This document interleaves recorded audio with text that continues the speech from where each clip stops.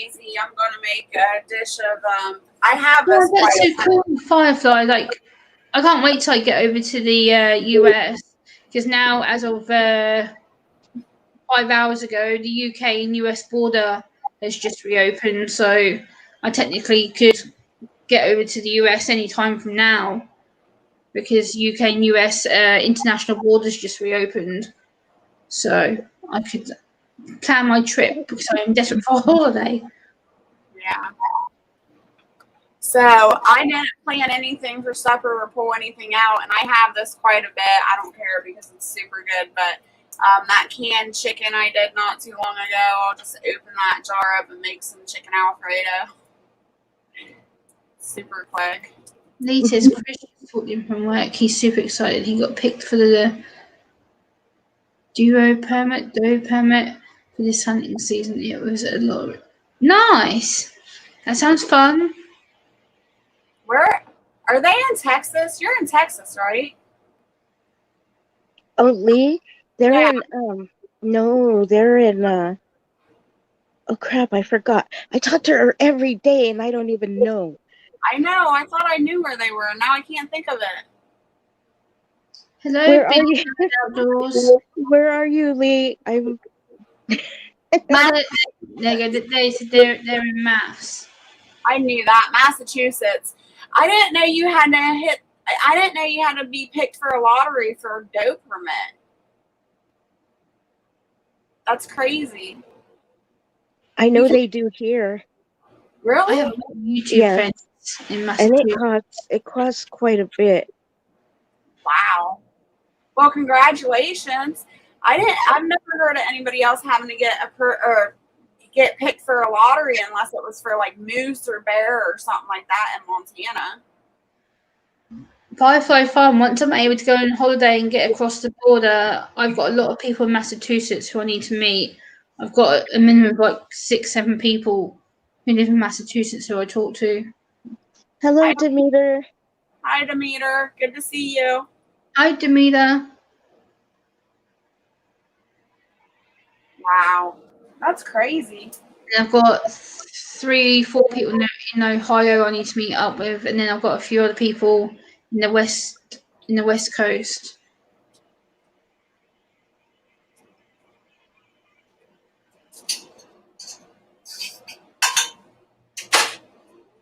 Yeah, I was thinking about that the other day. How you would get from one place to the other, Gemma, if you did get here and travel. Yeah. And that would be cool if like each person in each state or whatever could like do a meetup point. Like here's Gemma Yeah. visit. I want to try and plan a point where I can get quite a lot of you guys all in one kind of place, and then it doesn't cost you guys a lot to travel. Like I would be willing to pick a point where you guys could get easier access or drive time to. Then I can make sure you guys have a central location so you guys know where to go. So I'd have to try and plan that with a few of you to sort that out. Yeah. Hello, Rural Prepper.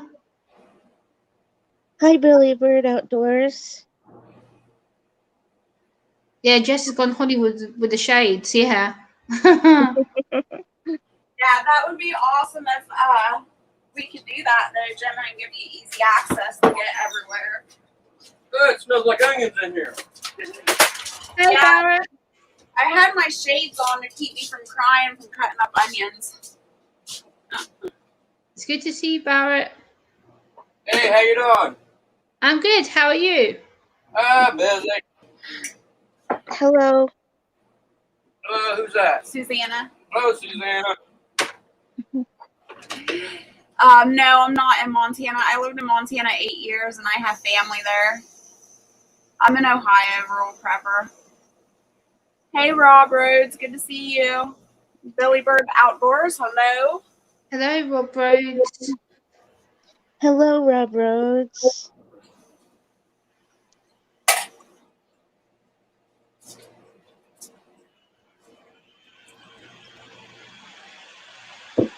You got some amazing people in here, Jess. Thank you. Yeah, I'm always here. big head. Get out of my kitchen. Hello, Rural Prepper. Demeter says, sorry I've been missing you all. However, I was in a car wreck on July 29th. I just got home late. So, oh, I'm sorry.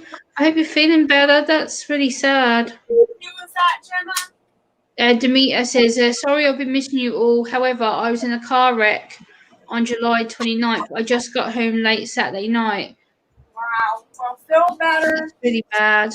That's horrible. Raw Pepper We're says, praying for you, Demeter. Huh? What'd you say, Susanna?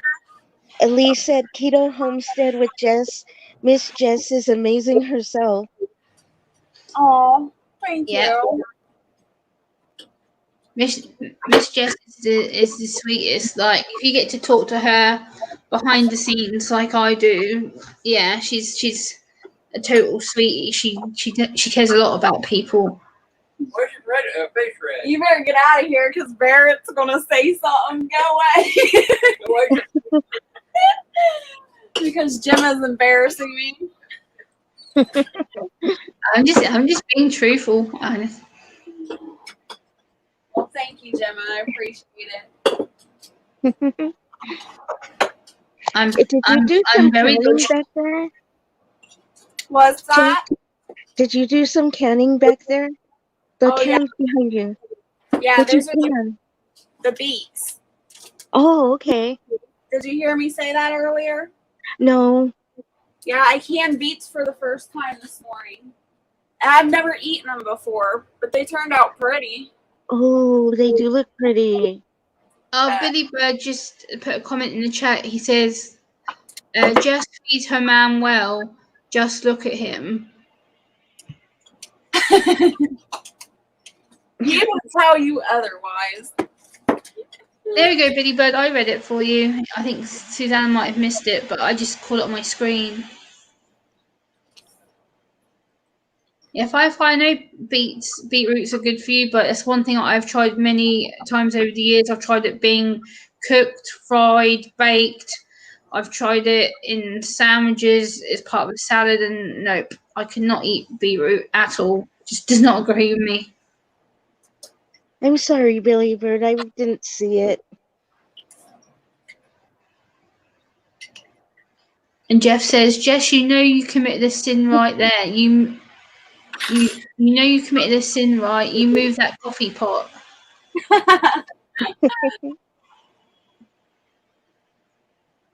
He's always getting mad at me because he'll leave his dirty coffee cup in the kitchen and I'll wash it. He gets so mad. That was seasoned. Don't wash it. I was like, I don't care. It's dirty and nasty.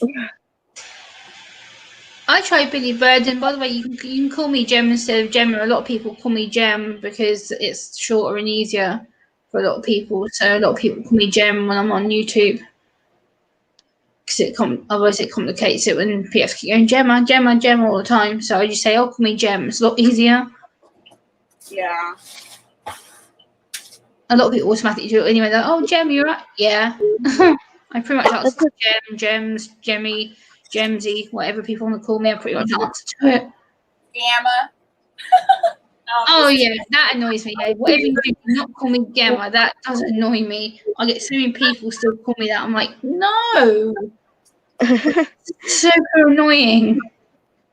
Well, it's not that hard to pronounce your name, so however they got Gamma. That's because apparently when I first come onto YouTube, this makes me laugh. When I first started talking to some of the people from the US, and I was on one of my first ever panels, and they're like, "Oh, Gemma," and I'm like, "No, Gemma, Gemma," and they're like, "No, Gemma," and I'm like, "No, it's Gemma. Sound it out." I had to literally spell my name out on a bit of paper, going Gemma, and holding it up to the camera so people could see it. Yeah, that's bad. Jess says, "Yeah, I had to hide my coffee pot and my coffee cup. My wife will Clorox that thing in the heartbeat." Ew. That's gross. I won't Clorox it, but I'll apple cider vinegar it. Oh, Gemma, if you do come, look into Stewart International Airport. Okay. I've heard of Stewart International Airport. Someone else has told me that. About. Yeah, I get called Sue, Susanna. Sue Anna, Suzanne, Sue Anna. Yeah, I get called different names too. Hey, Moonsprout and Art Goldman, how you doing? Hey, Moonsprouts and Ark Wildman. Well, how Susanna, do you do, Ark what do you Wildman? prefer Good to to be see called? you. Susanna, do you prefer being called Susanna, or do you have like a nickname that people can call you? It doesn't bother me. You can call me whatever you want. Because I know some Moonsprout. people are certain on having their names called all the time. So I shouldn't say whatever you want, huh? I should.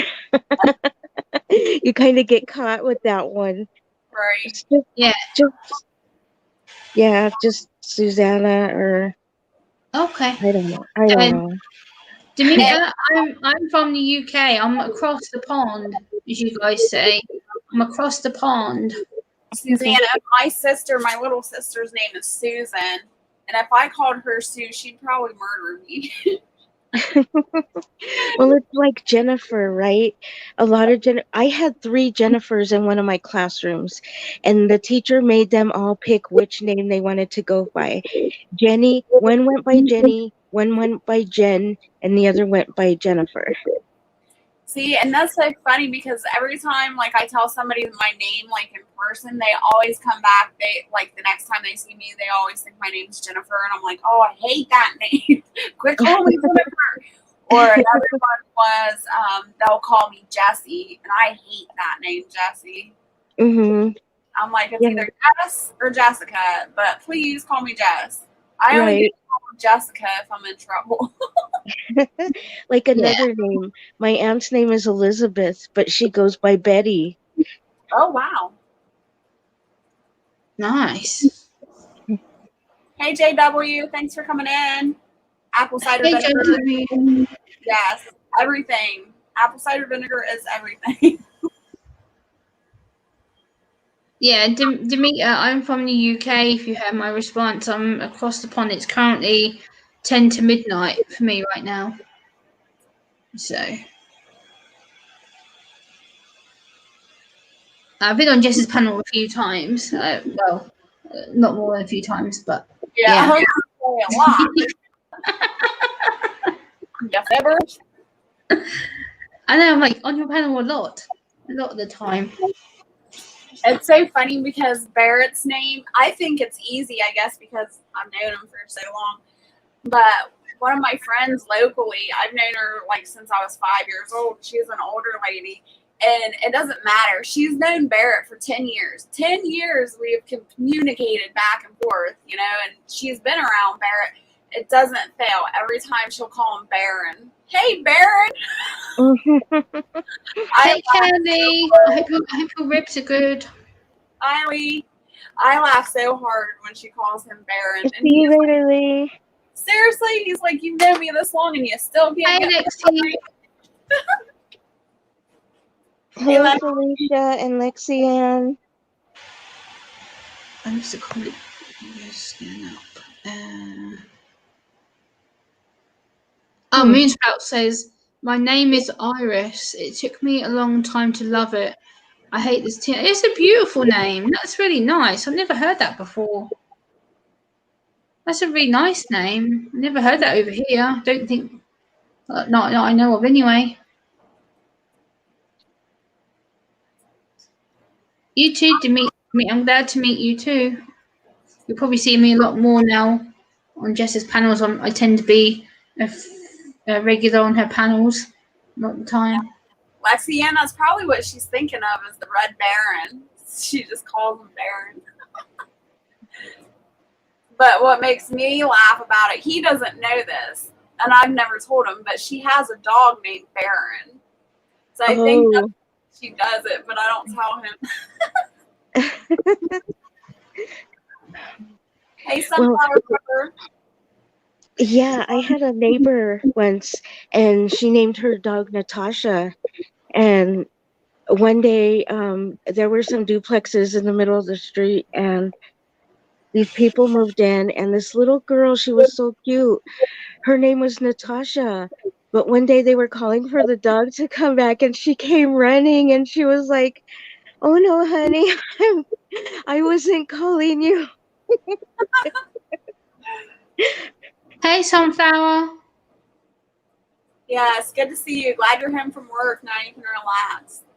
And Billy Bird says, get 3 guys up on the panel and we will have an episode of the Brady Bunch. That's funny. Hello, Sunflower Pepper. It's funny, like, I don't know why, but I think people are intimidated to get on my panel. I don't rarely have anybody jump up on my panel unless it's Susanna or Gemma. Mm-hmm. Howie will jump up every once in a blue moon, but that's basically it. JW Survival. I'm from the UK, so you're probably hearing my my rather monotone British boring accent. It is not boring. It's a cute accent. Well, for you guys, because you don't really get to hear it, whereas for me, it's the other way around. I get to hear the American accent, which I don't get to hear often. So it's for me, it's the other way around. Right? There are quite a few American accents. Yeah, I've realised that over the years that I've been on YouTube, and you get people from like the East Coast in different states who have different dialects and tones, and you have the West Coast guys, and I'm like, what? The West Coast guys are really hard for me to understand. I'm just like, can you repeat that? I don't get it. In the U.S., I think one of my favorite accents is like the Bronx. Like people like, Billy Bird says Jess wanted to say Gemma. Yes, I know she did. no, I'm not mean like that. I know, but I know that some people are tempted to call me Gemma when they see me, and they're like, "What's her name say?" Oh, Gemma. No, and I'm like, it's Gemma. But people do automatically say Gemma because they read it as that. So Billy Bird says Susan has a Russian accent. I was laughing at that because I have no Russian ancestry that I know of. I could. That's interesting. hold on, Jeff. Apologies. Let me scan back up. Hold on a minute. Jeff said that we missed his last 2 messages. I'm trying to scan back up. Hold on. There we go.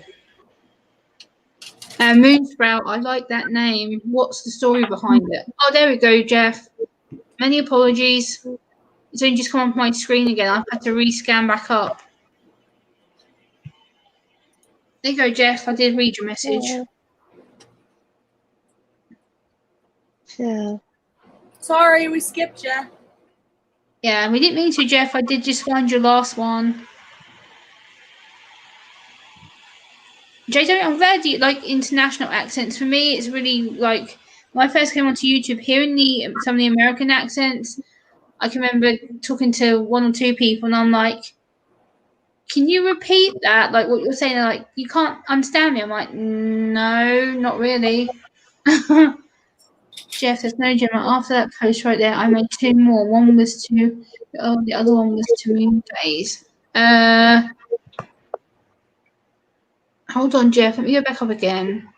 I would say who would be my favorite accent internationally, because there's so many I like the UK accent, the Australians.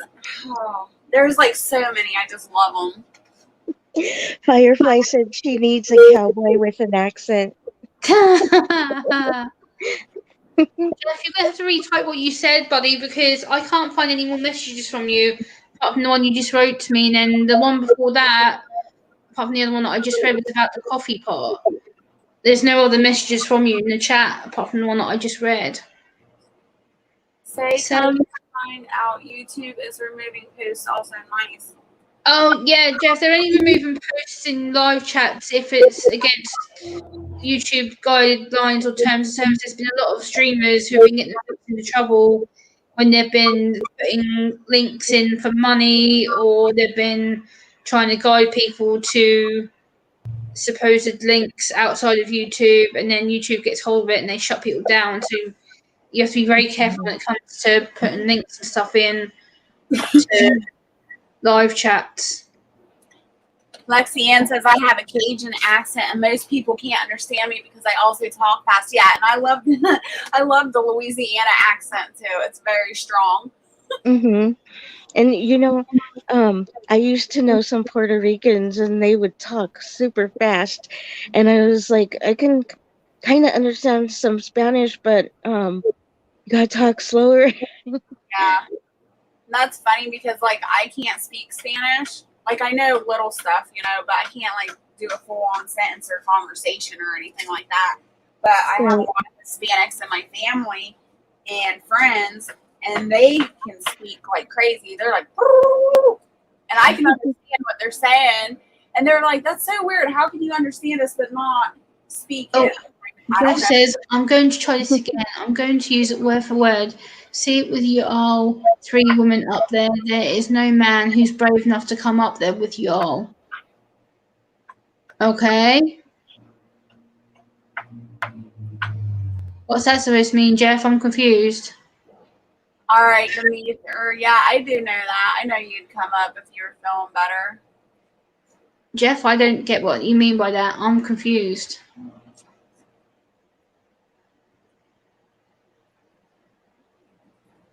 He's saying with all 3 of us up here, no man is brave enough to come up there with y'all. Okay. Lexi knows the time. I don't even realise that my accent. Yeah, Lexi, this is the thing with accents. I've been told that my accent is quite strong and I have a habit of talking quite fast. Over the last few years, I've learned to slow my tone down and realise the way that I speak is sometimes a bit like, whoa. So I've learned to It's kind of okay. control it a lot more. Yeah, Jeff said, Gemma, it was more of a joke than anything else. Yeah, I know, Jeff. I suck at picking jokes up. My apologies. I don't process jokes too well. It's something that I struggle with. So Don't worry about it, Gemma. I got you. I'll help you figure it out. I know. I didn't know it was a joke either. I wasn't sure, so it's okay. Men are intimidated by me because I'm strong. That's what I get told a lot. Men are intimidated to talk to me because I am strong-willed woman. Fuzz T4 Fuzzy would hug all you girls if that means anything. Big Aw, hug to you too, Fuzzy. I would love a hug. I love hugs. So I said to Jess a few weeks ago because she asked me a question about touch, and for me, touch can be an issue because of how my body responds to it. But for me, I'm a very huggy person. I love deep pressure. Like the more hug pressure, the better for me. I love it. There's some people with autism, it's like, no way, no. Whereas for me, I'm like, bring it. Yeah. I'll have hugs all Hello, day. Mary's keto and more. Hey, Mary. No, and I'm opposite. I'm not autism. I have anxiety, but I don't like people touching me unless it's, a friend or a family member. If it's a stranger, Yeah, it has to be people that I know, yeah. You're getting throat punched. You better back up. No, I wouldn't punch anybody, but I do get freaked out when, like, I went to the store. Like, this was horrible. I went to the store and I went to get a pack. I went to get a pack of cigarettes back when I bought cigarettes, and I was ID'd, and the guy at the counter was like, I need your ID. And I'm like, all right. So I handed it to him, and he's like, there's no way you're this old. He was like, I thought you were way younger than that. I'm like, nope, that's how old I am. And he's like, all right. So he went to hand me back my ID, and when he handed me back my ID, he like caressed my hand, my wrist, and my hand, and I went into like a full-fledged panic attack. I'm like, don't touch me. Right. How you doing, Susie? Hello, Susie D. I know Ark Wildman. He says, wow, I enjoy talking to you, Jess. I enjoy talking to Jess too, very much. Me and Jess talk a lot. It's okay, Billy Bird. I know Fuzzy. Mary says, I'm a huggy person to people I know, but in church years ago, they would walk up and hug you. Yeah, Mary, I had that done to me too. Like, that was one of the things that I got quite funny about, especially when I came out as autistic to my pastor, and everyone's like, as soon as they found out, they start like hugging me and that's me going, "Oh no, Gemma," and I'm like, "Why are you saying oh no?" And then everyone started feeling like really sorry for me and treat me like a baby. I was like, "No, don't do that to me. That's really aggravating." Yeah. Like I said, I don't like people hugging me unless I know them. Yeah, it has to be certain people. If I know them, then yeah, I'll let them hug me. But no, not for strangers. Right. And it's weird, like people in the church that want to hug you. Like I've had it happen too. That's weird to me. Like, It's bad enough that, even my husband, I have to have him touch me a certain way, or I just don't like it. Like, he would try to rub my back sometimes too, and I'm like, no, please, I don't do that. yeah, Yeah, Demeter, I often go on ghosts panels. He often invites me to help him out with the chat and stuff. Sometimes, especially when he's like doing the interviews, like he was last night. He was trying to keep on track, and he had multiple people trying to ask questions. His chat was going bonkers. Susie D says I'm doing good, felt good today. So loads of laundry, an accomplishment for me. Awesome. That's good to hear. Harvest, Mary Moon, hello and welcome. I am good. How are you? Bieber says Gem needs to be held down and tickled with a big old head. Oh God, no way, no. Tickling is the worst. Oh no, if you want to tickle me, good luck me keeping still. I do not like being tickled at all. It's cringy. No, my dad tries to do it to my shoulders, and he'll like put his fingers on the back of my neck, and he'll try, and I'm like, no, ugh. No. So I don't like being touched on or tickled like that. Nope, nope, nope, nope. Jeff says I'm not a hugging person. And he says because I don't wear deodorant half the time. Personal Jeff, you're perception, I guess. silly.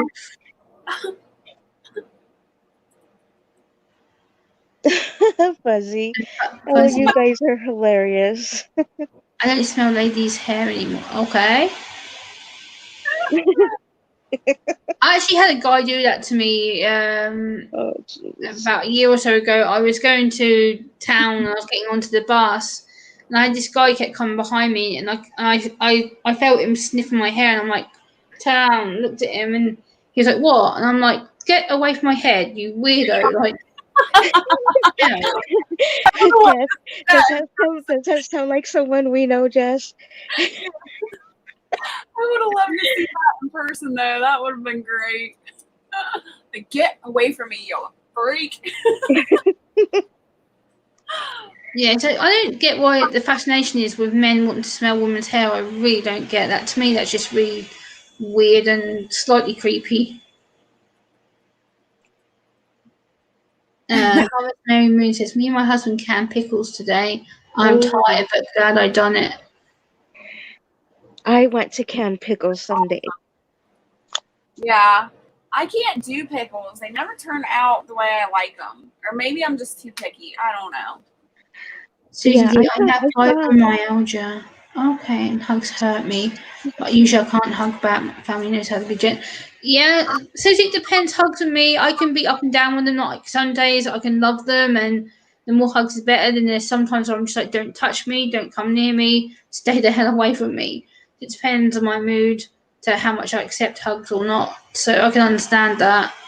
From an autism perspective, it's different.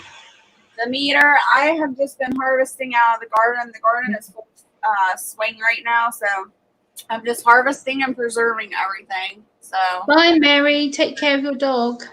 bye, Mary. I hope your dog gets better. Yes.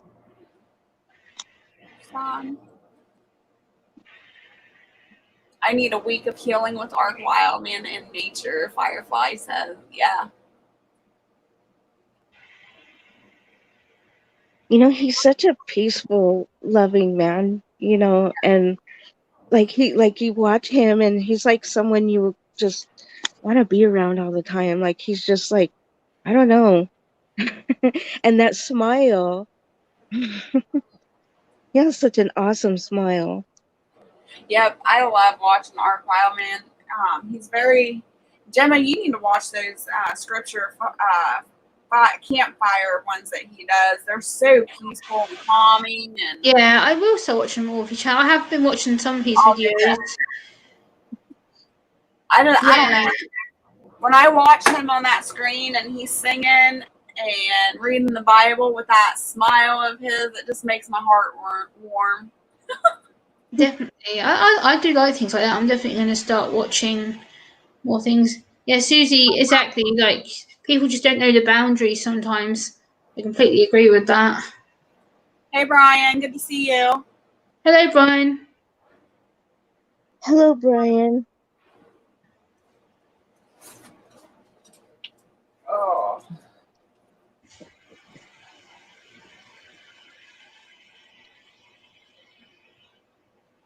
So I haven't mentioned it today because this wasn't a planned live or anything, but I'm doing, for anybody that doesn't know, I'm doing canning sessions on Saturday mornings at 8:30 a.m. Eastern Standard Time, and it's behind the scenes, and it's one-on-one canning sessions with me and whoever else wants to join. The only thing I ask is anybody that is a member can join. Like, all you have to do is email me, and then if you're not a member, all I ask is you make a small donation to PayPal, or you could do my Amazon wish list or whatever you want, or become a member. And I'm doing that every Saturday at 8:30 a.m. Eastern Standard Time. I want to come and do that. I'm just trying to figure out because it will be 6:30 in the morning here for me. So, and I actually don't mind it, but I'm trying to figure out how that will work for me because I do have things going on. So maybe I can switch some things around and try to come to that. Yeah, usually what I do is, like, we've been doing just soup bases right now. Last week we did vegetable soup, like whatever vegetable you could get your hands onto. We just did that, but we try to prep everything the day before. So at 8:30 the next morning, or 6:30 in your case, everything's just ready to go. So you can just throw everything in a jar and hang out. So that's Okay. what we're trying to do. But it's been fun. Billy Bird says, does the lesson include coffee? Sure. Or maybe refreshments afterwards. I don't know. I don't know how Jess does them, but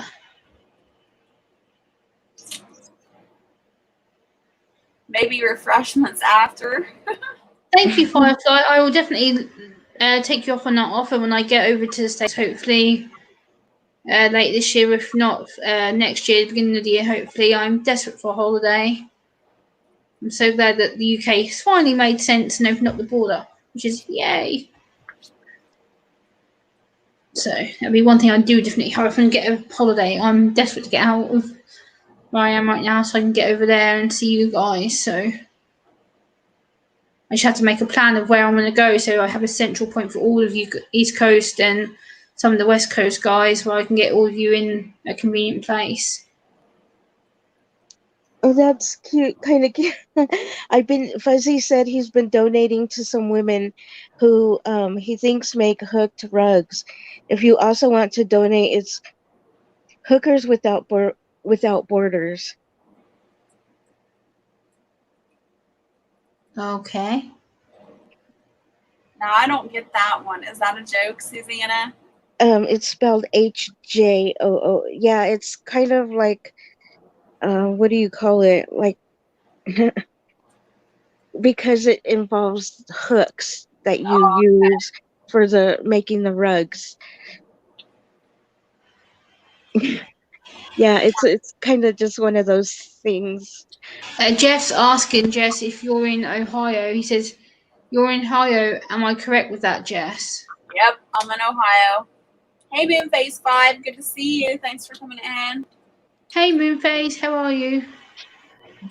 Firefly Farm, I'm with you. She says I don't get jokes a lot. I do sometimes. It's I don't know. That's one thing that gets me in trouble sometimes. Like I'll be on a panel with someone or even my own stream, and someone in the chat will be making a joke with someone, and I go to read and I'm like, huh, what? They're like, Gemma's a joke, and I'm like, oh. I don't get it. Fuzzy Yeah. says kind of like streetwalkers, Jess. Okay. Hello, Moonface 5. Did you get all your canning done today, Moonface 5? My girls have my supper done for me, so I've got. Jeff says, are you East Coast or Central? I take it he's talking about time zone. Yeah, Eastern Standard Time. Yeah, it's just East Coast time, Jeff. It's 7:10 p.m. right now here. And it's 10 past midnight for me. And it's 5:10 here. And where are you, Susanna? Colorado. Okay. I Oh, can't. so you're, yeah, Susanna's West Coast. Okay. My granddad used to live near Colorado, and I remember when my granddad told me that Colorado's the West Coast. So I had to remember it. It's actually not the West Coast. It's more like the Midwest. Oh, okay. It's over more, so you'll go over one more time zone that way. Oh, okay. I'm glad that you corrected me there, 'cause my granddad used to tell me, because he lived near Colorado, he'd say, oh, it's West Coast time in Colorado. I'm like, oh. Yeah, I'm Mountain Time. Oh, okay. Yeah, that's what I thought. You were Mountain Time. B-Bird, it's okay. Jim, Americans don't get English. Yeah, I get more of the American humor than English. Like, English humor, because I'm English, but a lot of the English humor is just really pointless, to be honest. It's not funny, a lot of it. Yes, see, Red Burning Fires says it's 4:10 on the West Coast. Yeah. And Lexi says it's 6:10 in Louisiana. I love Louisiana because that's where like all the True Blood program was filmed, and I've actually got that whole collection. And Louisiana is Central Time. Okay. Hello, Johnny Angel. How are you? And Demeter says it's 6:12 here in Northwest. Is it Tennessee? I'm assuming. I don't know. It's Tennessee. Okay. Yeah, the time changes mess me up so bad. Wait, I don't know how you keep up with them, Gemma. I think I was looking at something else. Who said that, Lexi? No, that Demeter was said. Louisiana. Demeter said 6:12 for them. Okay. Yeah, the chat jumped, and then I got confused. Yeah, it's Tennessee. Hello, Chris Clever. Hey, Chris. How are How are you? you? Hello, Johnny Angel. And Susie D says it's 7:12 here in Michigan. Yeah, I know people in Michigan. I've got a few YouTube friends in Michigan who I watch. What is the pew pew for, Chris? Hello, the best life. How are you? Hi, good to see you. Did you get your canner yet? Hello, Chris's Clever Craft and the Best Life. Those two are brothers, if nobody in the chat knows that.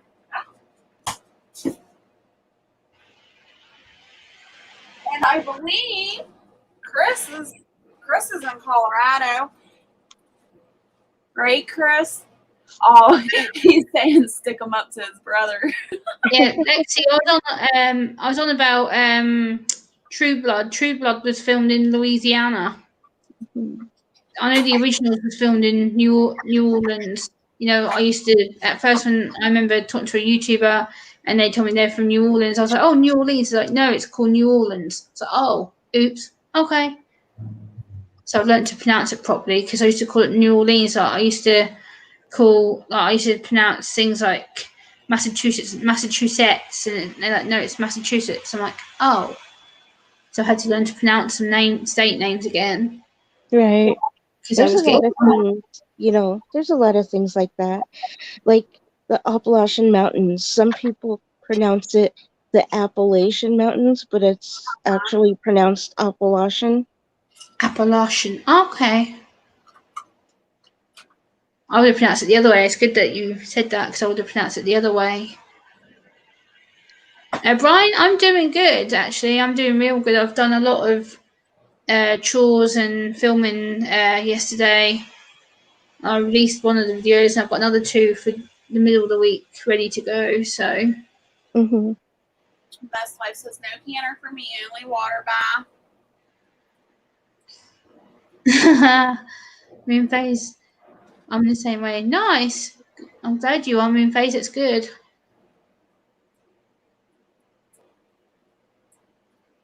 Chris Clevercraft app chain mountains. Okay. Best Life says we came in at the same time like it was planned, Chris. It was planned.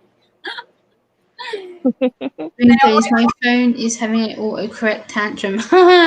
My phone does it a lot too when I use my phone. They always time coming into my chat like right at the same time. I'm like, how the heck do they do that? Because one's in Colorado and one's in Montana. Mm. Billy Bird, let's do it one at a time, girls. Sing the Brady Bunch.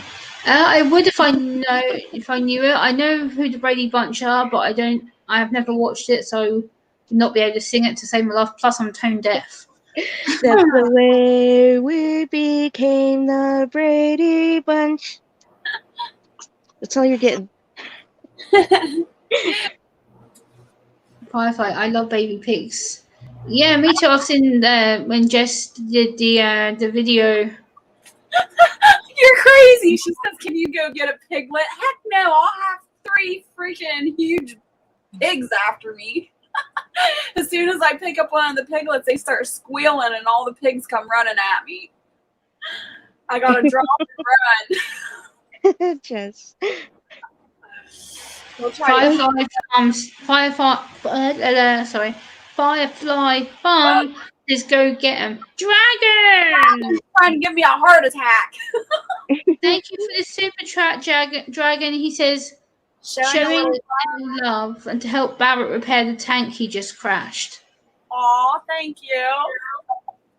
Thank you, Dragon, for the generous donation. That's really nice of you. Yes, thank you, Dragon. I love piggy squills. I do too, but not when I have all the big ones coming at me. And Firefly Farm says, I love piggy squeals. I used to be able to do it, grab a piglet and hop the fence and get out of there real quick, but not anymore, not with my back. I can't run that fast anymore. And I can't hop the fence. Big Bird as well. Susan is raking in the super chat with her singing. Oh. I think it was Jess. Firefly says, oh man. Oh. Hugs to you, Dragon. I hope you're doing well. It's good to see you. And Dragon, by the way, even though I didn't comment on it, that post that you posted the other day, what was that video called? It was called Things You Can Say About a Farm But Not Your Wife. That was hilarious. Yeah, there's certain things you should never say to like your spouse, or like there's a video I've got coming out soon which is 10 things you should never say to an autistic person. I'm like, half of these things I think some guys are going to be shocked at when they think, oh, I shouldn't have said that. Yeah, you'll find that out. Lexi Ann says, I want a baby pig. Well, all the piglets are up for sale, so anybody wants a piglet, let me know.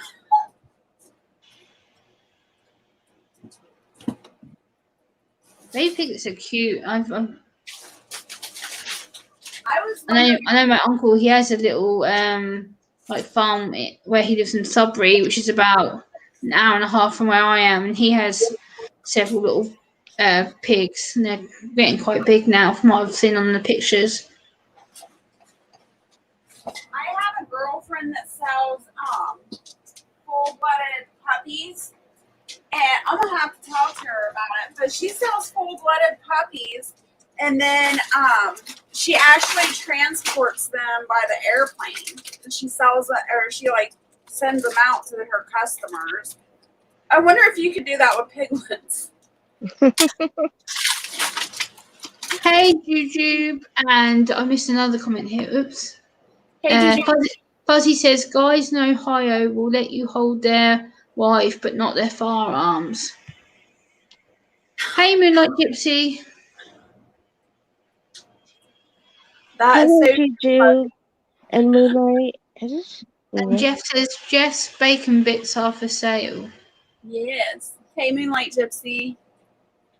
Firefly. Thank you, Brian. Like, talking to pigs and stuff, like, there's a hairstyle over here, what we call in UK, what we call pigtails. When I was younger, my mum used to be addicted to putting my hair in little pigtails. Like, my hair would be, like, dangling on my shoulders. It's like these two, like, little pigtails. I used to hate it. It used to drive me mad. I love pigtails, and I still wear my hair in pigtails sometimes. It used to drive me mad. My mum's like, oh, you look so nice, Gemma. I'm like, oh, no. I like pigtails. I do too. The day adult pigs have the same intelligence as our kitten. The day adult pigs have the same intelligence as our kindergarten is amazing. Okay. But they're saying that pigs are really, really smart, which they are. Yeah, well, most animals are. Most animals are smart. Well, our kids today are dumb, so. Oh, yeah, and some children just don't educate themselves, or nor do some adults, to that fact. Dragon says the piglets are port seeds. Yes. Being about pigtails on date night is fun. Okay. Oh my gosh. Okay. Whatever floats your boat. Oh, okay. Billy Bird said that. Yeah, my mum used to. We used to have like these like little rubber like elastic bands. My mum would like literally do the pigtail so tight, and you'd actually try and get the band out at the end of the night to go to bed. And it's like, trying to actually get it out was a nightmare. It was. Lexi Ann says, Jess, my mom says that 1 rabbit, 2 dogs, and 20 chickens are enough pets. Well, this isn't a pet. This is food. Jeff says, drop a link. I'll be man enough to come up there for about 2 or 3 minutes.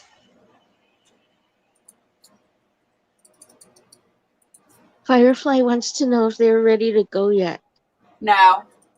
It'll be a few more weeks. They can't go until they're like 7 or 8 weeks old.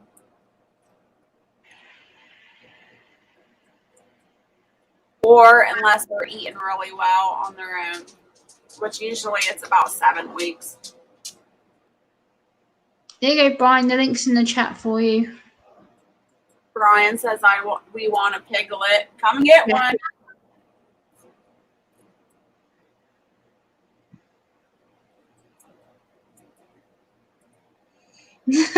Dragon, you're funny. I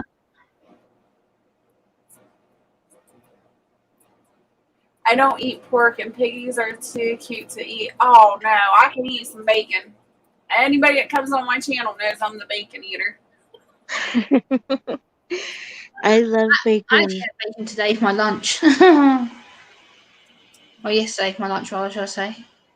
I'm waiting for my dang tomatoes to turn red so I can have a BLT for the first time this year. Hey, Jeff. Hello. Hey, Gamma. How y'all doing? Good. How are you, Jeff? I'm doing good. Hey, Good. Jeff. Hello. Hey, Gamma. How y'all doing? Oh, wait a minute. Hold on. Good. How are you, Yeah, you need Jeff? to tell I'm me. doing good. Good. Hello. Oh, wait a minute. Hold on. Yeah, you need to tell me. All right. Is there echo now? No, I don't think so.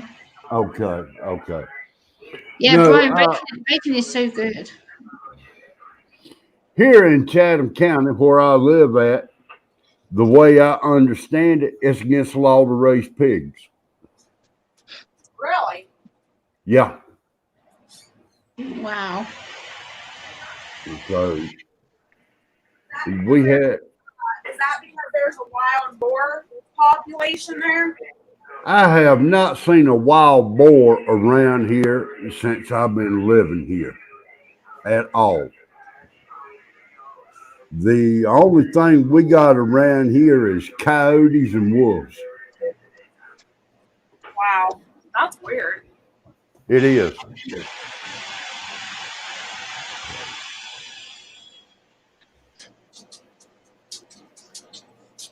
We like our laws here in Ohio are pretty lenient when it comes to raising pigs or hogs. I know other states like North Carolina have stricter rules Yeah. and stuff like that. That's where I'm at, North Carolina. And Dragon says, so put a rug over the pig and call it a goat or a sheep. I think That- Jeff has an admirer in the chat. Oh my God, Jeff is a stud. Say what? Where? Who said that? No. Oh, nice, Moonface. She's making a privacy screen for her son. Nice. And Firefly says, Jess, we just use red plastic sheeting to ripen past it. It works. And then Susie says to Jeff, because of swine flu in Africa, they're killing herds and especially wild boars. That's sad. I don't like that. That's I'm highly against just going out and killing animals. Now, if you go out and you kill an animal, do it for food. If you have more than what you want, then give it to someone. Yeah. All right, Billy Bird. You keep it PG in my chat, please. You're gonna make Jeff's head big. Wait a minute.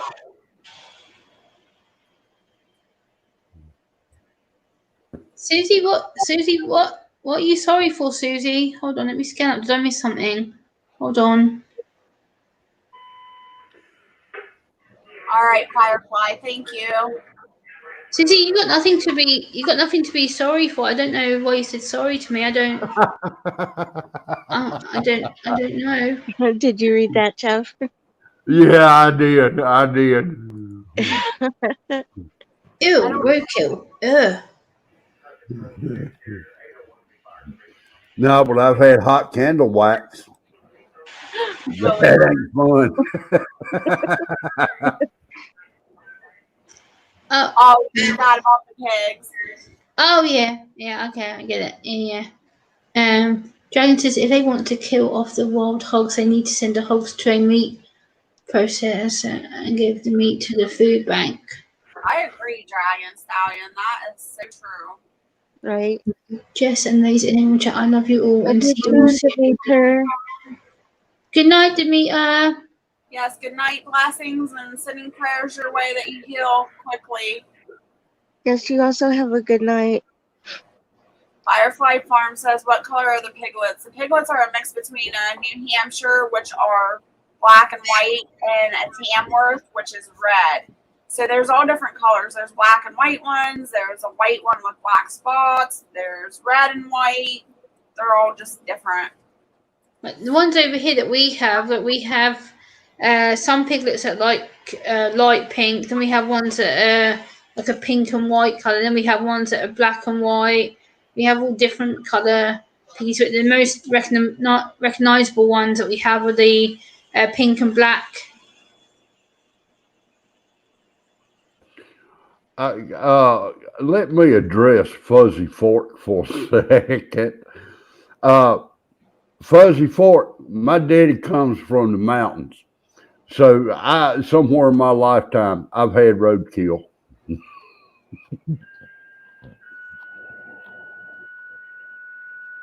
Isn't usually dead animals. Yeah, Ew. dead animals been run over by a car. Yeah. That's horrible. Ugh. Yeah, but see, as long as they're not flat, they're good. Yeah, Fuzzy. I worked in a deer processing plant for a couple of years here in Ohio, and we got a lot of donations from people.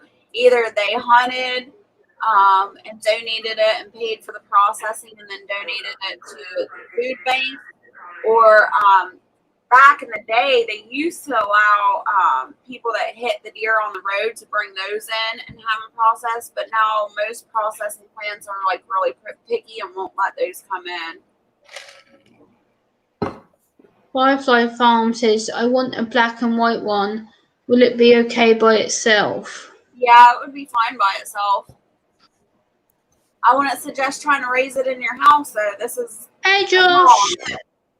this ain't It's no. not a pot belly. No. It will get Hey, big. Josh, how you doing? Hello, Billy Bird. Yeah, I think of people that I know that do have them as pets. I have no idea whether they leave them in or they have a special place outside for them or what, but I see them walking their pigs sometimes. Well, even so, like I've had friends that have pot bellies in the house and stuff, and they get pretty big too. And I would never have a pig in my house. I don't care what breed it is.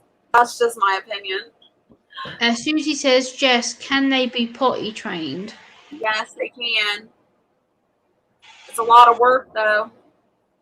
But like I said, I would not suggest putting a hog in your house. No.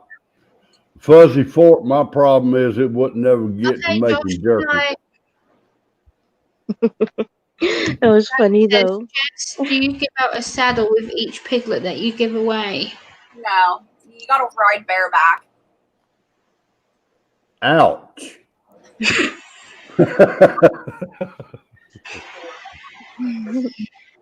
I rode a horse one time. Well, I tried to ride a horse. He turned and I fell off.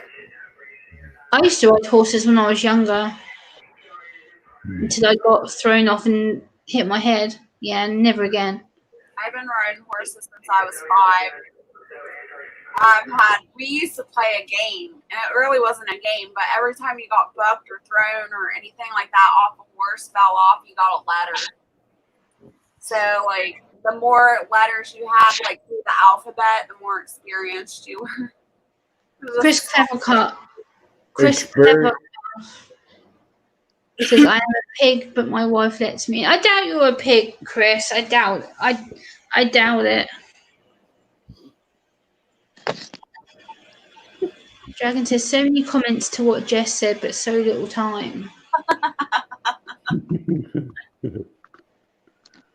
Well, Susie, I I wrote, rode horses from what? I was 10, 11, 12, 13, 14, 15. I rode horses for 6 years, from age 10 to age 15, or 16 nearly. The first time me and my girlfriend, we broke the horses, and they knew, like, as soon as we got to, like, a certain field, they would, like, rear up, and they would break, and that just means that they would ride really, really fast. And the first time they did that to me, I landed on the horn of the saddle. Oh, my gosh. I thought only guys hurt when they got hit there. I was in so much pain. Ouch. Yeah, that's not good. No. I'm sorry.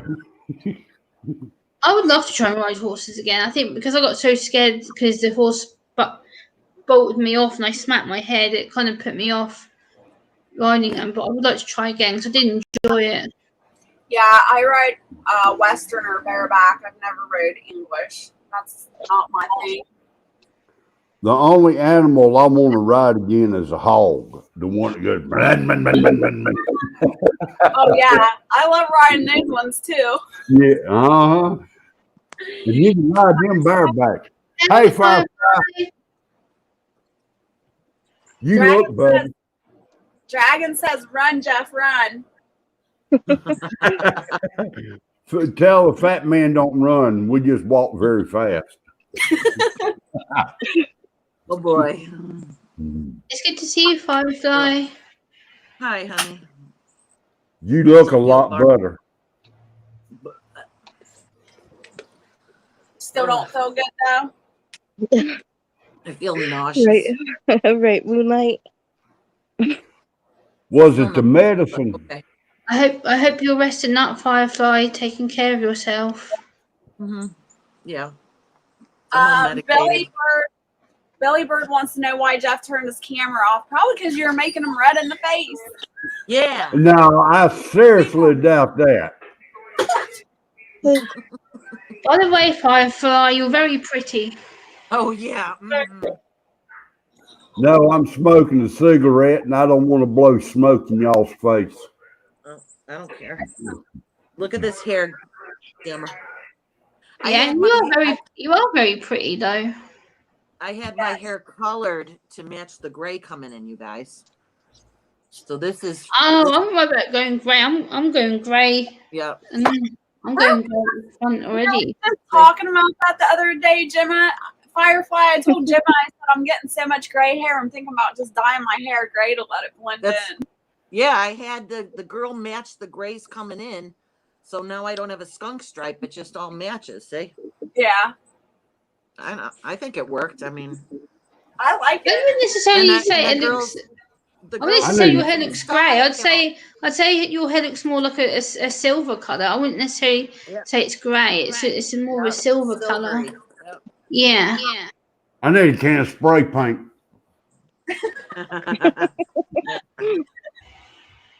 Hi, Moonface5 again. I'm way behind in the chat, but I'm cracking up over you girls fussing over pigtails. Yeah, my mum used to make me do that. Like when I was little, she'd like put my pigtails like up here, so it would be like they droop Yeah, down from the that's middle of my cool. head to like down here, and it's like, oh, I used to hate it. Gemma, wear Where- like that, but then put a bandana on too. So the Yeah, I pigtails- used to love wearing bandanas. I haven't worn a bandana in years. Yeah. Women with pigtails are very dangerous. All they got to do is say no real quick, and that's it. I wear pigtails a lot. My kid just left. He said, I gotta go. I'm gonna go talk with somebody. And he just left with a flashlight. So I don't know what's happening. With a flashlight. The boys get together and they go fishing in the dark and they go in the forest and in the cave and who knows. So as long as he's safe, it's good. It's early morning for me. It's 20 to Oh. 1 in the morning. What are you doing up? You should be Yeah, I'm always up because I'm used to. This is what I said to Jess before. My body's got so used to being on East Coast time for the most part because I've been talking to you guys for so long that my body automatically, as soon as I know you guys are home, usually it's around like now for me when you guys are home from work or you're online. I'm like, oh, I get to see my American friends. You're all up and it's still like your supper time. Where it's for me, I'm like, oh, I can have breakfast in a few hours because it's approaching breakfast. So So when you come to visit to the U.S., you'll already be acclimated. Yep, to the you'll be time. already set. yeah, I'll really be adapted to the time zone differences. I'm pretty much used to it. Mhm. I've done this for 6 years. I'm pretty much to Eastern Standard Time, Central Time, Pacific Standard Time, Mountain Time. I'm pretty much used to the time zones. He's ready to move here. I wish I could. I wish.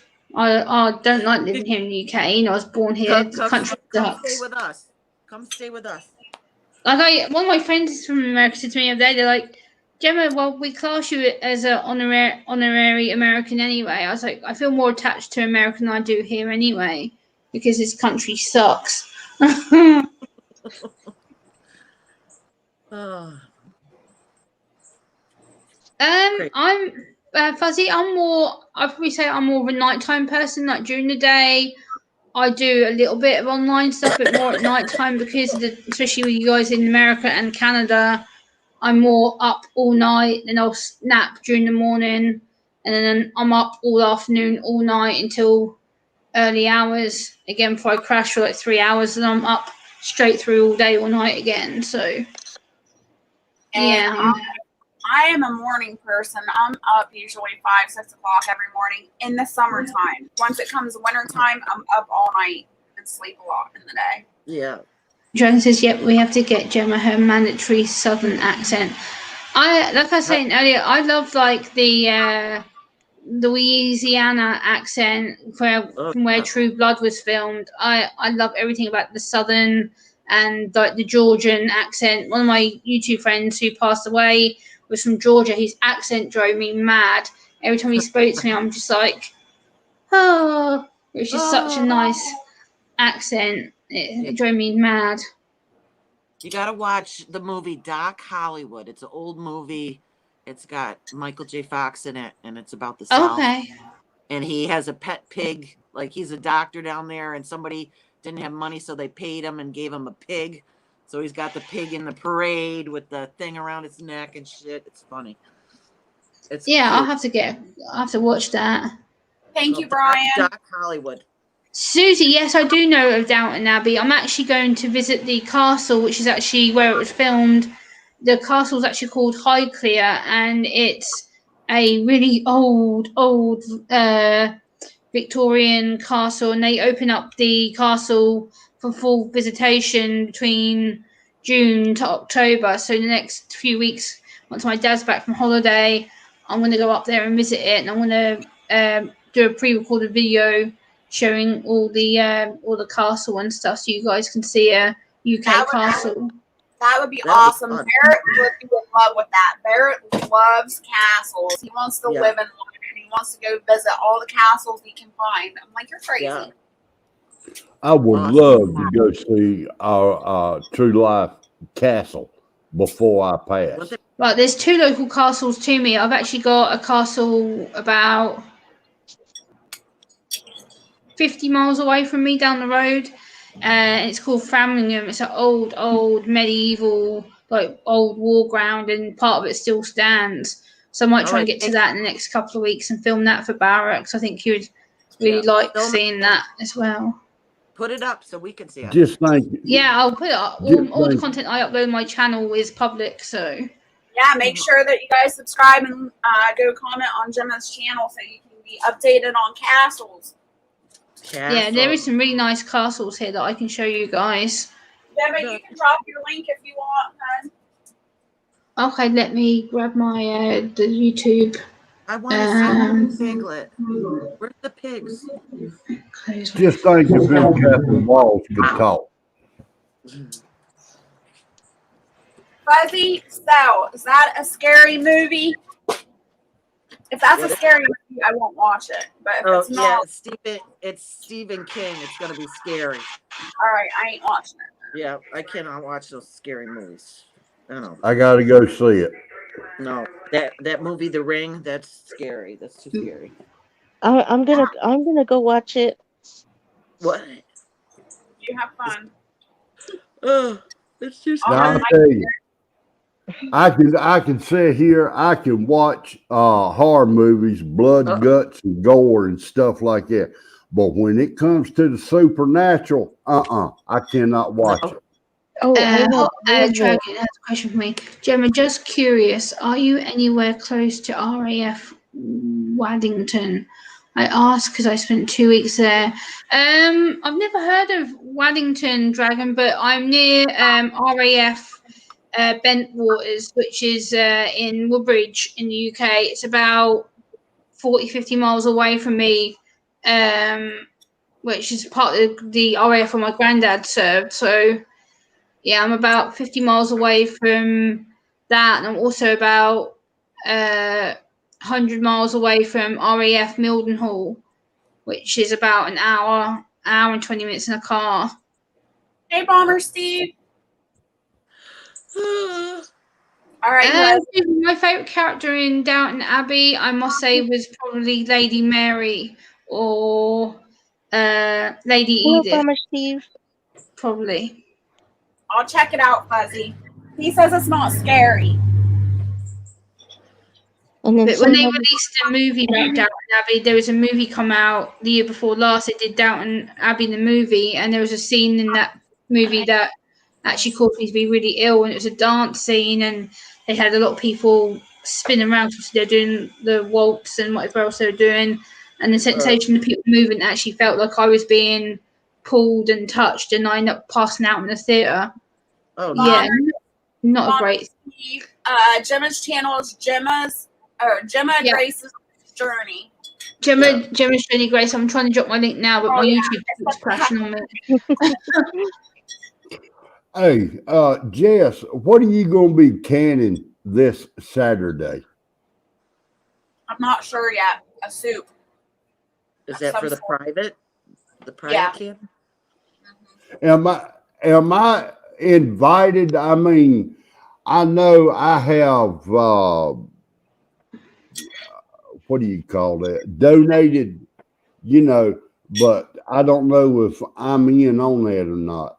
Jeff, you're a member, so you can come in. All I need is an email from you so I can send you the StreamYard link. Anybody that's a member can come in anytime. All right, hang on. I will, Fuzzy.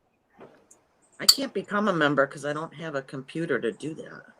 Oh, I got the iPad here, which I'm using, and then my phone. It kind of stinks. that's weird. You can't do it on an iPad or... There's no join button. There's no member thing. There's Zippo on everybody's thing. Huh. I don't know. Are you a little tired, Firefly? Yeah. Hey, Jess, go to private chat. Okay. Yeah. All right. Ugh. Let's see.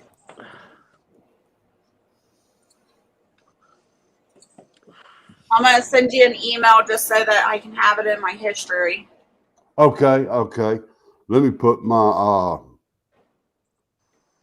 off my cell phone. I'm on laptop now, so I can see you better, but I'm on my cell phone so I can type in some things. Okay. What? Well, Are you serious? Hello, Barrett.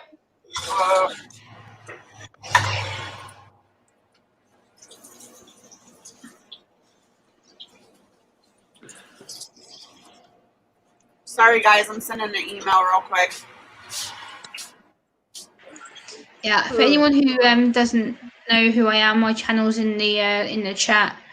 If you want to check me out or look up for updates and stuff. But I'm gonna try and get them castle videos done in the next few weeks. So I'll get my dad to take me. Dragon. He says hello. Hello. Just got it. He donated $50 earlier because your tank got blown up. He said you can fix your tank now. Oh, that's nice. thanks. Brian says hi, Barrett. Thank you, Susie. Thank Where's you, Barrett? Bonsi. I'm gonna say hi.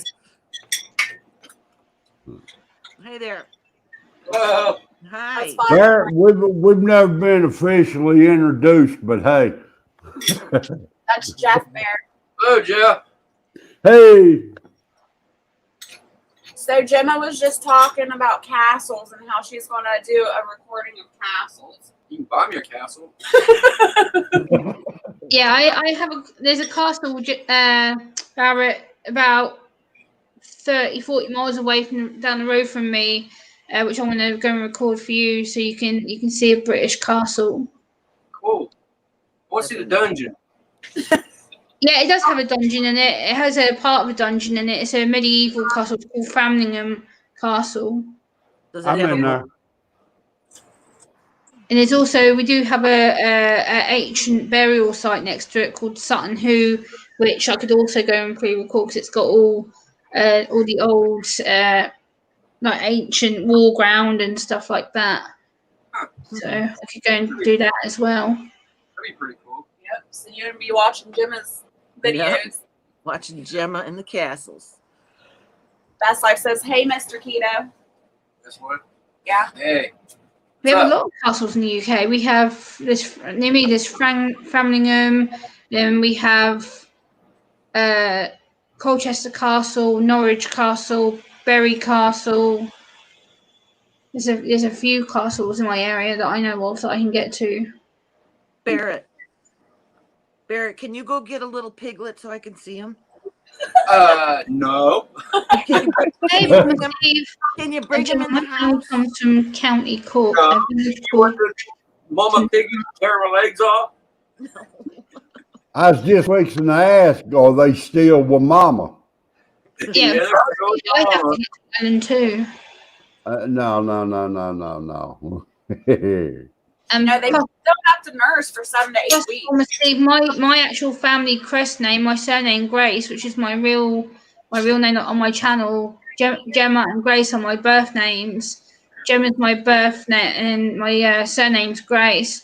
And from what I researched, my birth surname, it comes from Kilkenny and several other parts of Ireland. So from apparently my ancestral roots, my family are Irish. So I need to find out more about that. But yeah, I love Ireland. I've always felt like a connection to Ireland, so I guess I need to look into it. Hey, that's a new burn I can use on Barrett. You just made me think of. He has Irish blood, but he refuses to admit that he has Irish blood. Now I can tell him that's the reason he loves castles so much, because he's got Irish blood running through. Yeah, I would be surprised if it was. He says when we were in England, we loved it. Yes, we went to the castles and the home of Shakespeare. Oh, so you went to Stratford upon Avon? I reckon that must have been beautiful. I've never been there, but I do intend to go there at some Nice. point. Yeah, Dragon, I'm not going to no haunted castle. Yeah. Yeah, but there's a lot of castles and a lot of medieval. Like we have what we call the Sutton Hoo burial ground, which is where a lot of the Anglo-Saxons were buried, and they actually have some of the old traditional like thatched houses still on the land, so you can actually see some old housing and things of the actual burial ground. So that might be another interesting thing I could go and record for you guys as an interesting vlog when I get to go outside. Yeah, I would Yeah, enjoy the ancestors of my dad, so where the McCain clan in Scotland. I hear there's a castle there, but I've never seen it. I don't know Redburn, I'd have to research it. I don't know.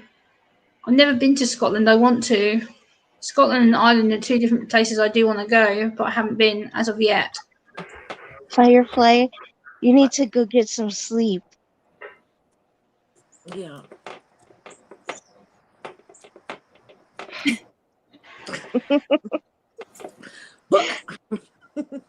I don't think Firefly knows what sleep is. Every time I talk to her, she's like, I've been awake. That's why I left the hospital, because I couldn't sleep. Yeah. Bomber Seekers, I have English ancestors from Dorset, a little village called Piddle Trenthide, Newcastle on Tyne, also same from the Isles of Skye, and a Welsh location called Cowsbridge. Nice! I know I've heard of Newcastle on Tyne, but not the other places that you've mentioned. But yeah, Newcastle is the top of the country. I'm right down the bottom, so Newcastle's up here, and I'm right down the other end. So Newcastle from me is about 5 and a bit hours from where I am. Fuzzy, are you allowed to visit that? I know I've looked at videos. We've looked at videos of that castle there in Mount or in Alliance, but I don't know if people can actually tour it or not. I would love to see castles, and if you guys have castles in America, I'd love to go to an American castle. I think that would be super cool. There's a castle near here in the Hudson. Oh, called really? Bannerman Island, yeah. There's one in North Carolina called the Biltmore House. Yeah. Nice.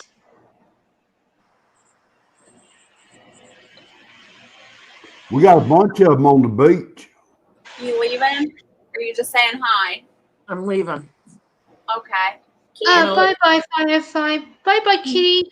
I Bye. hope you feel better. Get some rest. This cat's name is It's- Flannel. Flannel. Aw. All right, goodbye. I'm Thanks for gonna hanging out. Bye, Firefly. Take care. Love. See you, We'll see. Firefly. Feel We'll better. see. Thank you. Bye bye. Bye. Susie says Gemma bus tours really give a lot of information. Yeah, we do have bus tours here where you can go on the public bus and go outside. Like, they have what we call the London tour bus. When I go to London, if I can get back there before the end of the year, London, they have a tour bus that goes outside the Parliament building and all around the old London castles, like the Tower of London and all that kind of places. I want to film that as well because London has a really lot of castles and old Victorian buildings that are very, very pretty. So I want to try and get back there before the end of the year to film that as well. So a lot of content I have planned. It's just I need to pick my time when to go because especially right now it's going to start getting crowded because of the summer tourists. But hopefully if I can get there before the winter shuts off and I can get there and quiet and not be havoc by people. Yeah. And I'm planning. I've actually just booked up 2 visits to Buckingham Palace because they have open days, and I've just booked up a visit to Kensington Palace because they have an open day coming up. And I've asked them, can I film on the grounds and stuff? And they said yes because it's a visitor day. They have no restrictions as long as I don't film areas that I'm not meant to, but I can film the gardens and all that kind of stuff. So I already got permission for that. So that'll be coming up later on in the summer. I'll be doing some Kensington Palace and Buckingham Palace garden video, so I'll be able to show that on my channel too. Did you be saying there's a castle in New York too? It's actually a hotel now. That would be cool. Oh, that'd be super cool. I need to go to New York. I've got a lot of YouTuber friends who are in New York, including Brooklyn, Staten Island, and a few other places that I'm aware of. The Best Life says, I'm king of the castle. Just need a castle now. Yeah, Moonlight Gypsy, I'm going to have a lot more content coming out, especially with being outside whilst the weather's decent. I can do my outside vlogs, and I definitely want to do the London one pretty soon because the London one there's such a lot there to film. It'll probably take me a couple of days just to get the London Castle one done because the castle's absolutely huge. And I also want to go to Windsor because they have a visitors day coming up where you can see Windsor Castle. So I want to try and get down there and film that as well. Because Windsor from here is about 3 hours in a car. Wow. So I want to try and get down there as soon as I possibly can. Do you have any castles around you, Susanna? What was that? Do you have any castles around you? Probably. I think there is one here, but I don't remember what it's called. Yeah. I was trying to remember, and while you guys were talking, and it wasn't coming to me. You called her asleep. What was that? You called her sleeping. Oh, is that what it was? No, I wasn't sleeping. No, I'm awake. I'm wide awake. It's like 1:05 for me right now, so If it was, Go ahead, Jeff. if it was 1:05 a.m. here and I was still awake, I'd be bouncing off the walls. well, it probably helps that I slept for about 3 hours yesterday afternoon after getting off Ghost's panel at nearly 5 a.m. my time yesterday morning. Yeah, that was late, but I enjoyed it, so it's fine. Josie says, log houses are my bag, not castle. And Moonlight says there's a castle in California, I think. I think it's at Disney World, ain't it?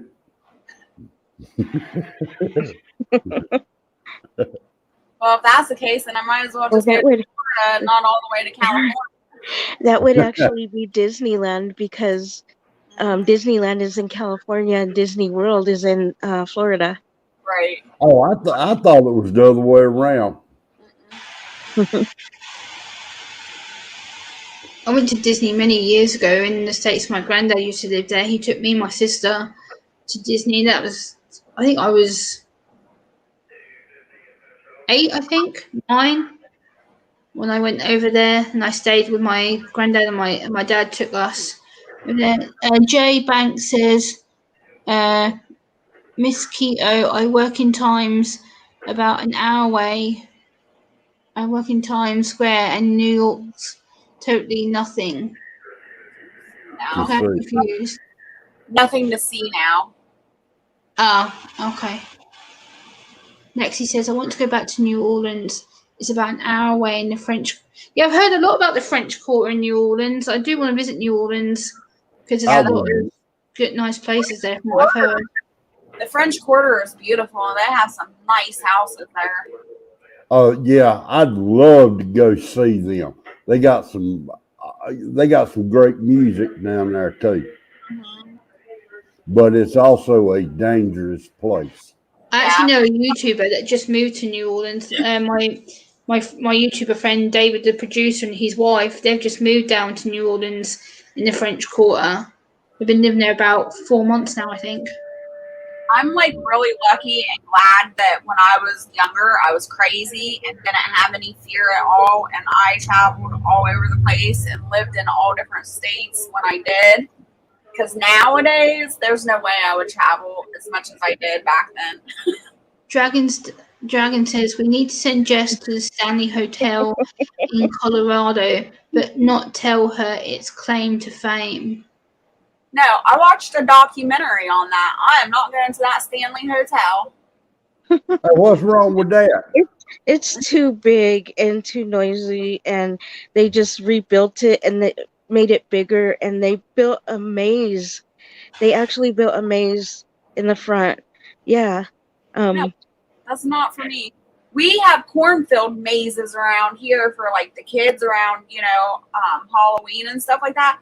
I got lost in a freaking corn maze for like an hour. I ain't going to know what to tell me. I got Like, lost in the glass house at the carnival.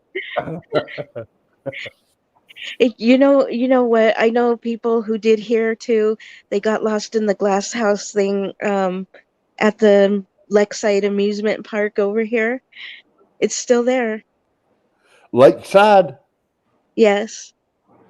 We have a lakeside here in Greensboro. Yeah, Where it's called Lakeside. And then there's one, well, it was called Elitch's, and it was owned by the Elitch family. And it was only a few blocks away from where my grandmother lived, but they moved it down toward the center of the city more, because they sold it to what is that big amusement park place that's in other places? Like Six Flags.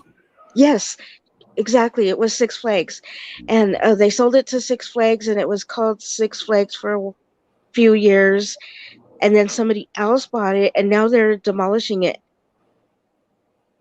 Huh. Hi, Gemma. Did she go or did she get cut off? No, she left. Bye, Gemma. Bye. She I likes. didn't even get to say bye to her. She never does. She's sneaky. Hey, wait a minute. Most women are. Oh She no. caught us off guard. I better watch it. I'm outnumbered now. There's like in Halloween time, like I don't like Halloween. I think Halloween is like the worst holiday ever. I can't stand Halloween. But there's like a horror house in Columbus, Ohio. It's like 45 minutes from me. And you like have to sign a contract and everything to go through there because you can get like PTSD stuff from being in there. And I watched a couple of those videos. I'm like, why the heck would you put yourself through that? That's ridiculous. There's no way. I wouldn't make it through it. It's the thrill of it to be scared. Nope, I'm good. I don't want to be scared. Yeah, I think the one that they did though over at the Stanley Hotel is not a corn maze. I think they modeled it after the maze in the movie. That's possible. If I want to get scared, all I gotta do is look in the mirror. That's it. If I want to get scared, all I gotta do is go outside at freaking dark. There's all kinds of scary stuff out there. I tell you what, believe it or not, I feel safer outside than I do inside a house. I mean, not at night in the country. I Oh, think it definitely. depends on where you are, because like if you're up here in the mountains, depending on where, there's mountain lions. If you're in the city, you're gonna probably be scared of downtown. There's some scary people down there. Yeah, we don't have mountain lions. We have coyotes though, and we have opossums. If an opossum came up on me in the middle of the night, I would flip. No way. And- better a possum than a skunk. yeah. Well, at least skunks are cute. From a distance. No, one time I was like not paying attention. I went out to the chicken coop at like, I don't know, 5:30, 6 o'clock, and it was still dark. I wasn't paying attention. I was just grabbing in the nesting boxes, collecting my eggs. I don't know. I was daydreaming or something. And the last one I went to reach into, there was a possum in there. And when I went to reach in, I didn't even see it. I had my head turned. It just hissed at me. And I'm like, oh, what is that? And I started screaming bloody murder. I was like, oh my gosh, he was in there eating my eggs. Freaking thing. Ain't that something? Got a hissing chicken. I be done smacked that thing. Jess, without saying where you live, what part of Ohio are you in? Licking County. Lincoln. Now, Licking is that It's- south, east, north? It's northeast. Okay. People get mad at me because I tell them I'm northeast, and they're like, no, that's Cincinnati. And I'm like, no, all the signs that come to my house are northeast. They get so mad at me. I don't know how to read a compass is what it is. When you can this Saturday, by chance, are you going to put up what you can? Yeah, I'll do it before Saturday so everybody can get prepared. Okay, because for me, payday's tomorrow. I only get paid once a month. That's Okay. it.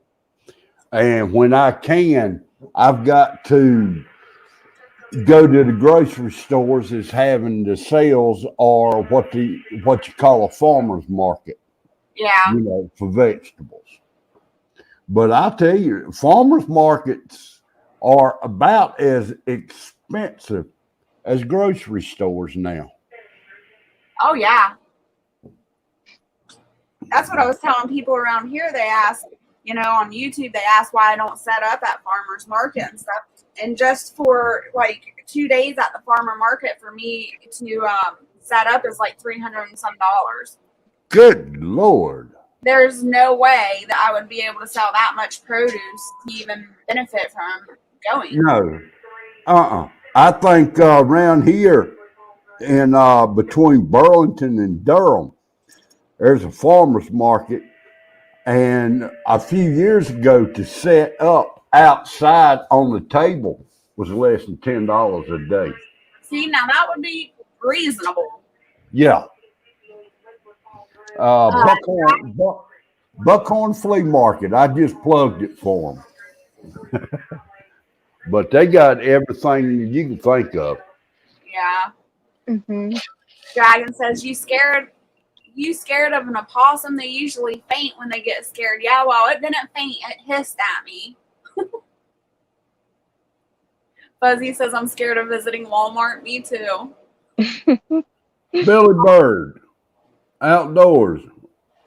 She says, delete me. Stop playing with the controls. What? I don't know. That's got me. No, deleted me. Oh, yeah, I seen that. I was wondering what was going on. It Oh, said it was Phase 5. Yeah, it Yeah. said Movie Phase 5 deleted Billy Bird. I don't know why or how. It was probably an accident. Yeah. Chris says we crossed the rattlesnake today on our hike in the Boulder Mountain. Nope. Moonface, I'll smack a hissing chicken faster than a jet to go across the sky. Oh, you guys, you know what I seen today on TikTok? Somebody had a remote control snake, and Barrett is deathly scared of snakes. And gosh, April Fools, I usually scare him with like fake rubber snakes. I seen this remote control snake. It moved just like a snake. I'm like, oh my gosh, I have to get it. Yes. Are you scared of spiders? Yep, I don't like spiders. Well, I'm gonna tell you, they also have remote controlled spiders. Ew. Think about it. Big fuzzy ones. Yeah, you know, look like tarantulas, and they look real. It would be broken because I'd be spraying it with some Clorox or something. Y'all, do y'all know what Terminex is? It's a pest control. Yeah. Do you remember quite a few years ago that when you'd be watching TV, a commercial would come on and a bug would go across Oh, the screen like a cockroach? roach would be going across it. Exactly. Do you know Terminex they got sued and they had to replace every TV because people thought it was real cockroaches going across the television. They gave people heart attacks. Yeah. I didn't know that. Yeah, they had to pull that commercial quick. Bomber Steve has kangaroos. Hold on, guys. I gotta let Bomber Steve up so I can see the kangaroos. Where's my link? How do I get there? Hold on, Bomber Steve. He had emu, I can't say it, the other day on the screen. The way I say it, they are midget, ostriches, midget ostriches. Hey, did you hear about that midget suing the city of New York? Hello. Yeah, every time G'day, we mate. walk How we through- going? That's his good. butt How was are right. you? Hey, Yeah, very good. It's a nice cool day here today.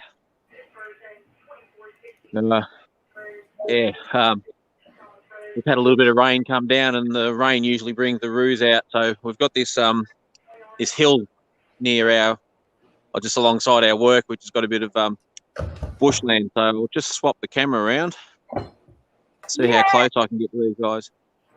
These guys are really used to us, so you can get a lot closer than what you normally can do.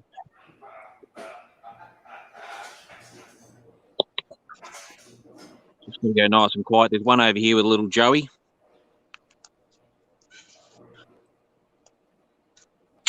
Hello. Oh, there's a little Joey in that one too.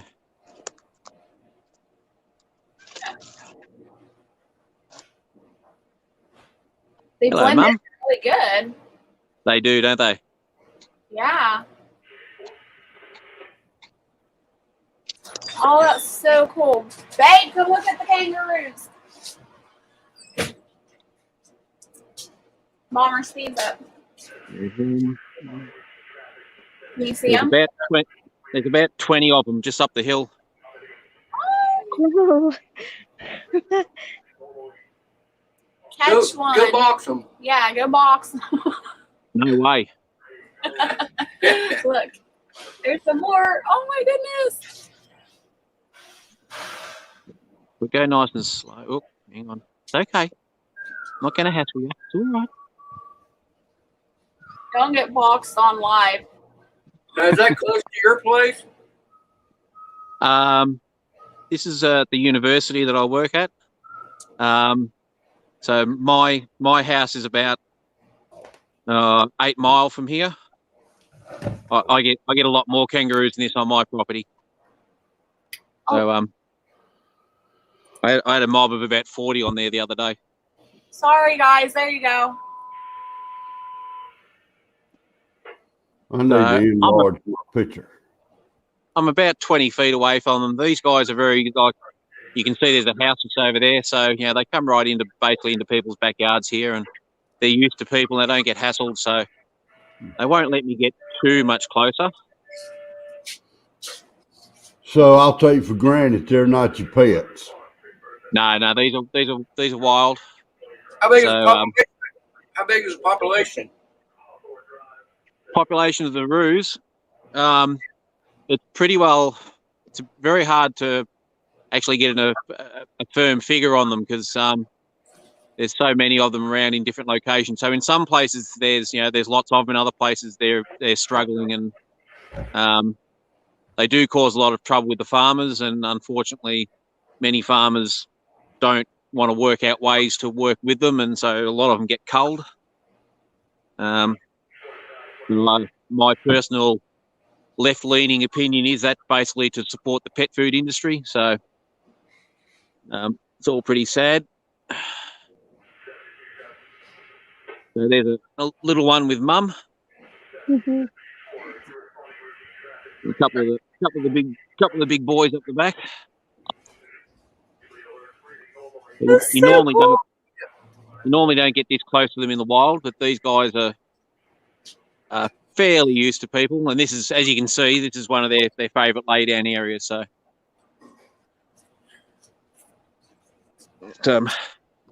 be able to see that one there. It's got little Joey in the pouch.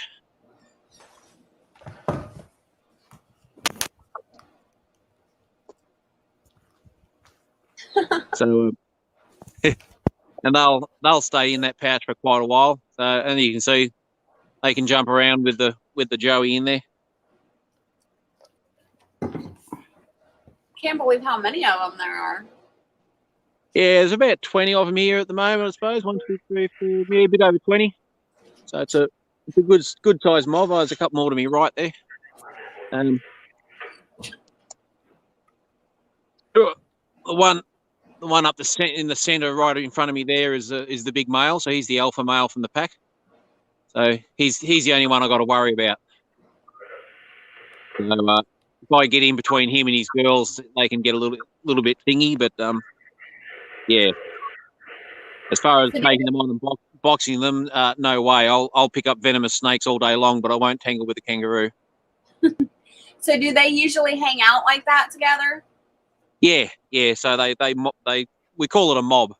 So they mob together, and bit of safety in numbers, and the mob will sometimes break up into smaller packs. So 6 or 7 will go off to one spot, and then a few more, but they'll eventually all come together, and they've generally got having a cough.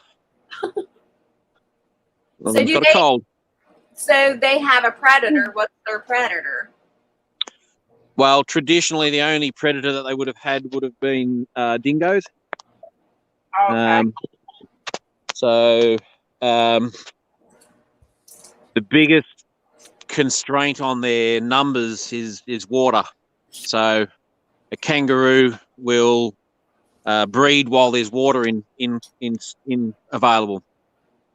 So what they're actually able to do is, if they've actually got, if they're pregnant and they've got a joey on the way, they can actually stop the development of that joey if the water runs out. So they can put it into sort of suspended animation, and then when the water comes on, then they'll allow it to then continue.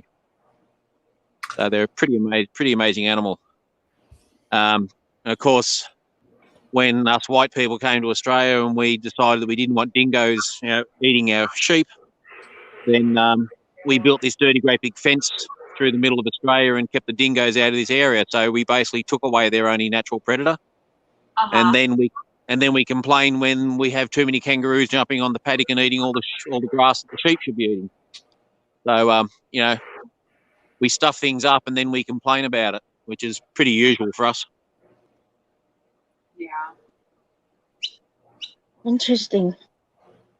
Well, the next video I want to see is the Broncos.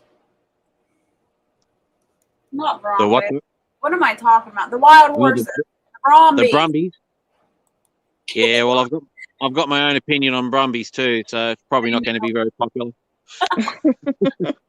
Thank you for showing us. Yeah. Well, as I said, I'm a venomous snake relocator, so I'm one of my heroes is Steve Irwin, and guys like Harry Butler and people that actually made their career and dedicated themselves to saving native animals. And the biggest threat to native animals, one is human habitation and destruction of ecosystems and their environment. But the next biggest one is feral animals. And we have lots and lots of feral animals in Australia, and they cause a massive amount of damage. And one of those feral animals is the brumbies, the horses. And my state government actually is trying to get a bill put through so that we can eradicate them and cull them really heavily, which is what we need to do because they're destroying the high country.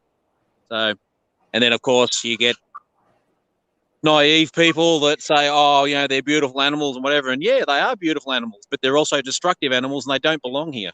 So my opinion on horses and camels and goats and pigs and dogs and cats and rabbits and hares and minor birds and cane toads and all the other things that are basically destroying our ecosystem is they've got to go. And that's unfair on the animals, I understand that, but that's the reality of it. That's my opinion is we should be doing more to eradicate feral animals. Yeah. But it costs money. But there's no doubt, the brumbies and that, they're beautiful animals. It's just a shame that they're in a place where they shouldn't be. Yeah. But, the kangaroo's nice. I'm glad you got to see the emus the other day. I know, they were so cute. I wanted them so bad. Yeah, they were actually a rescue, wildlife rescue at the farm we were at. So we were over there the other night. There were the girl that was helping out. She picked up 50 male goats. So there's a big goat farm just north of our town up here, and it's basically a goat dairy farm for making goat soap and all that sort of stuff. Yeah. And of course, the male goats have no use for them. So some farmers basically just cull them or drown them as they're born. Yeah. This farmer's actually got a bit of a conscience, so he collects them up, and he's got another bloke that holds them, and then she goes and collects them, and then she adopts them out. So we went out to help hand feed them because they were basically 1 and 2 year old goats that had basically been taken away from their mum because they were out of the 50, I think they ended up losing about 5 or 6 that didn't make it. One basically passed away in my arms, which was pretty traumatic. But yeah, Aww. farming can be pretty cruel sometimes. If there's no morals or ethics connected to it. So Right. Now, I talked to Julianne the other day and told her she should have taken one home for you, and she said that you guys applied for an application for them. Look, I would love to, but at the moment, our farm, like, the old story about goats, if you want to know if a goat will go through a fence, throw a bucket of water at it, and if the water goes through it, so will the goat. And, our fences are just not ready for a goat. I would love to get some goats at some stage. They're a great animal. Emu. Yeah, well, the emus that were there were also a rescue. These people had bought an emu, a mob of emus, about 4 or 5, I think, and they basically just threw them into a paddock and said, "Oh yeah, you'll be right." And the feed that was on the ground wasn't suitable for them, and they basically became malnourished. And then of course they also bred, and so they basically rescued these 5 malnourished emus and these 3 emu chicks. So the chicks that you saw were the ones that have now been rehomed. So it just comes back to the same thing. If people are going to get animals and do things, well, do your research and be prepared. Be ready for what you got. Take responsibility for the animals that are in your care and do the right thing. Like, Right. I get really pissed off with humans sometimes because they just think we're got this almighty power of the entire earth and everything belongs to us and whatever, and there's it's all rights, no responsibility. Well, take some responsibility for the animals you've got. Yeah. Show some empathy and some morals and ethics. Sorry, that's me up on my high horse again. No, it's all right. I mean, it's the truth. I think it was great information, and everybody needs to hear that. Yeah, and ecosystems are a highly complex organism, made up of so many different parts, and we can screw it up so easily, and we constantly are. And people may not understand when things are done. This rule comes in, you can't do this and you can't do that. Well, there's a reason for it. It's been scientifically proved that doing this impacts on this animal, which impacts on this animal, which then impacts on this endangered animal. So, it's about knowing the whole picture and making sure that we're doing everything we can to keep our ecosystems and our native flora and fauna as safe as we can. No. Oh, look, I would have loved to have taken those emus. We were actually given first option on them, and again, just not ready for it. It wouldn't have been fair on them because we're just not ready for them. Yeah. So I won't take on an animal if I can't look after it. That's just the bottom line. Yeah. Bye, Jeff. And there was 6,000 other people that decided they want them, so they've gone to a really good home apparently. So it's all good. Well, that's good. Well, maybe in the future I'll get to see you getting beat up by another emu. Oh, Blue, he was a mongrel. That one, he was fired up and ready to go. That one. That was the funniest thing I laughed so hard. Oh my gosh. I don't think I look like a female emu, but I did to him. He was ready to get stuck in. The funniest thing ever. I felt bad because I was laughing because you're all blue and bruised, but at the same time, it was just so funny. Like, oh, that would be my luck, getting attacked by an animal like that. I guess that's why it's funny. I tell you what, like I'm 6'2", so I'm not short. But when you're standing there and he's got his wings out and you're looking up at him, like he was taller than me when he stretched up at full height. Yeah, they can be pretty intimidating. That's for sure. There's somebody on YouTube. There's a lady on YouTube that had a couple of them, and she was in the States, and every time she turned her back, it would like charge at her, and she'd turn around and he'd stop. And she'd turn around and start walking again, and he'd do it again. She'd turn around. I'm like, oh my gosh, I don't want one of them things to stalk me.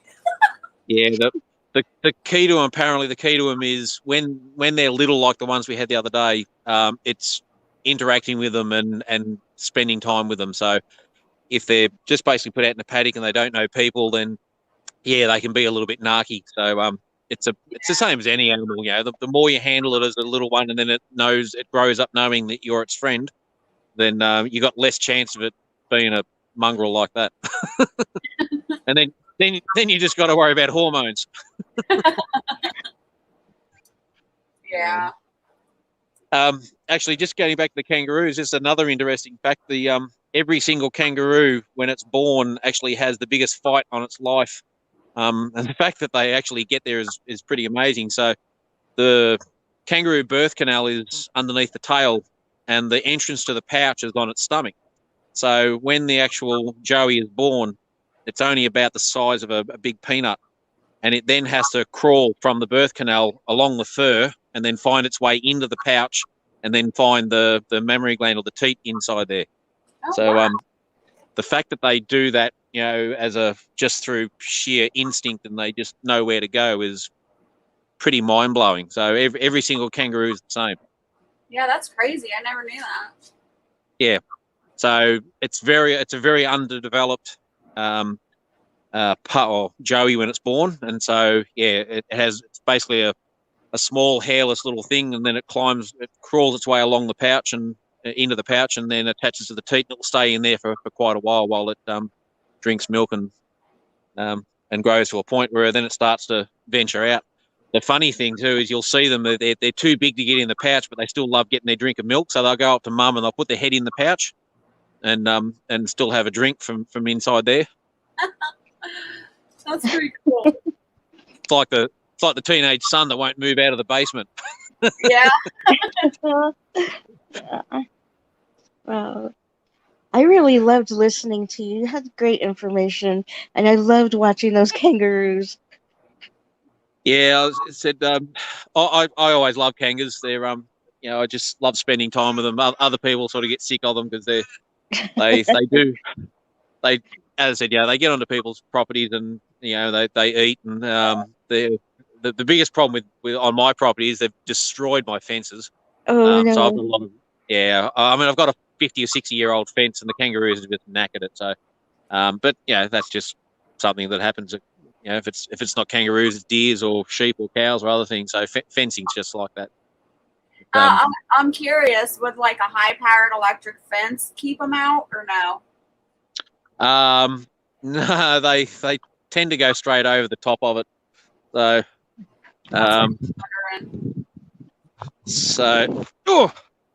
just show you.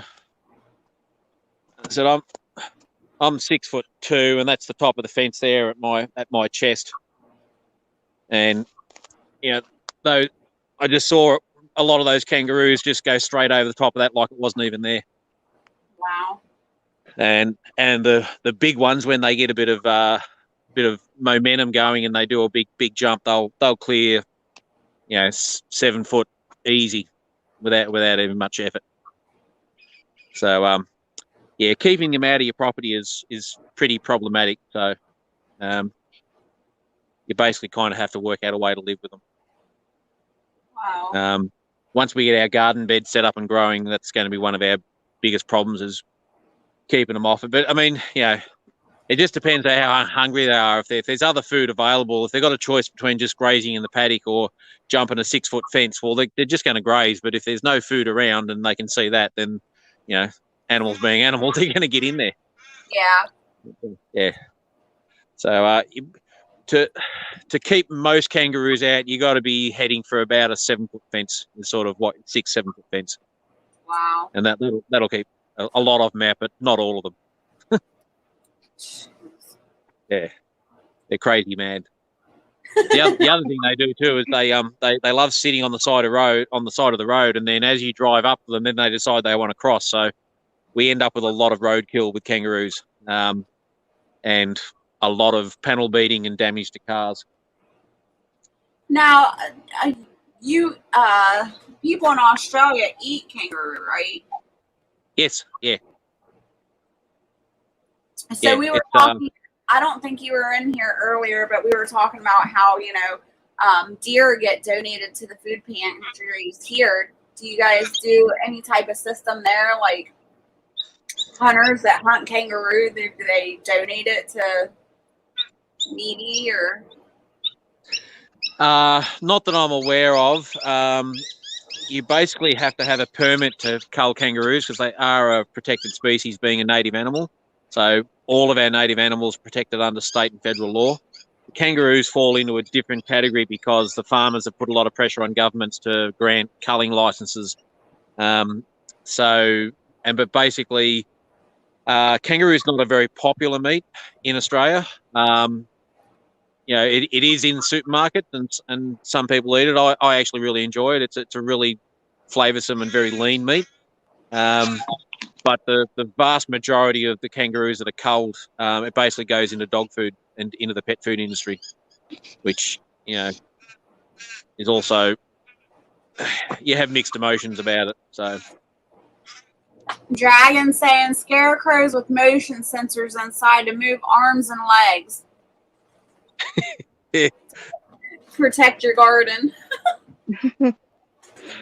Yeah, well, as you saw how close I got to them, sometimes they don't give a toss.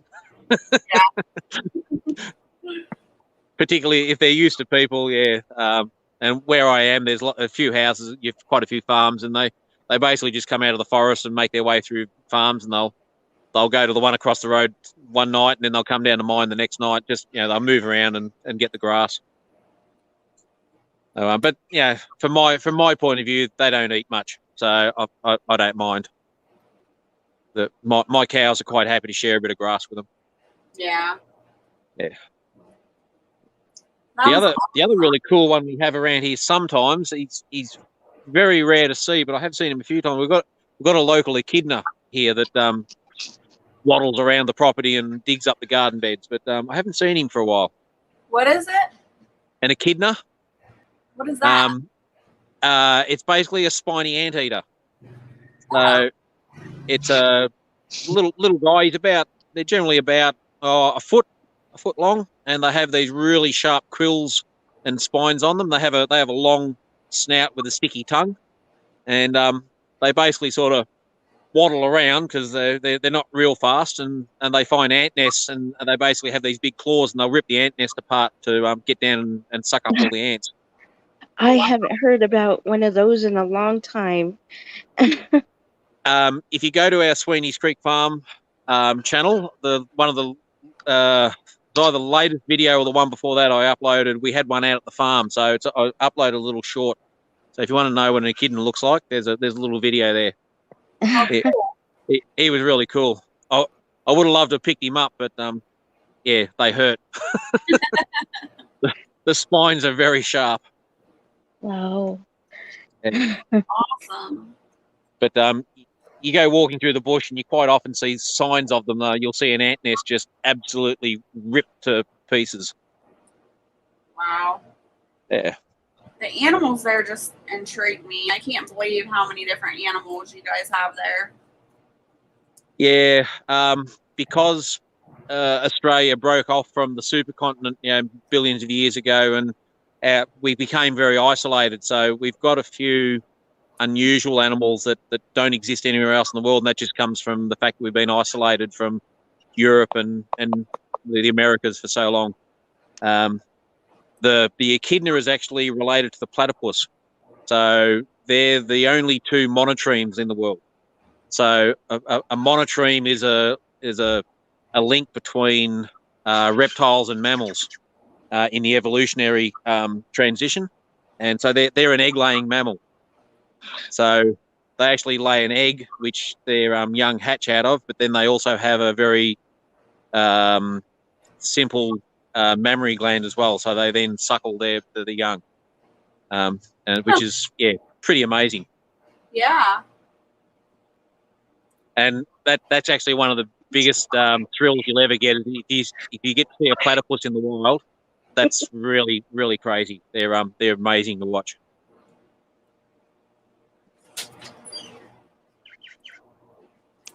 That was awesome. You are very knowledgeable. Thank you for all this information. I just love me animals. Yeah, that's why I'm hanging out. I got about a month to go before it starts to warm up and the snakes start to come out, and then I'm really into it. So Yeah, and his channel is called Bomber Steve. So if you want to see snake videos, That's all right. I'll stay home.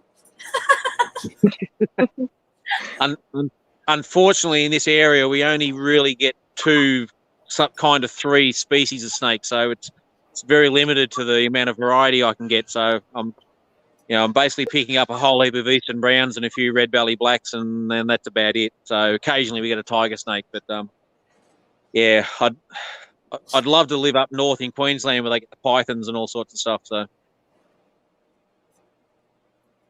What's this? Hey, Bob, show me this cute little thing that looks like a teddy bear, not a koala. And I guess, Huh? Yeah, okay. Snakes for me. Keep all the snakes you want. Snakes are cool, Barrett. They're No.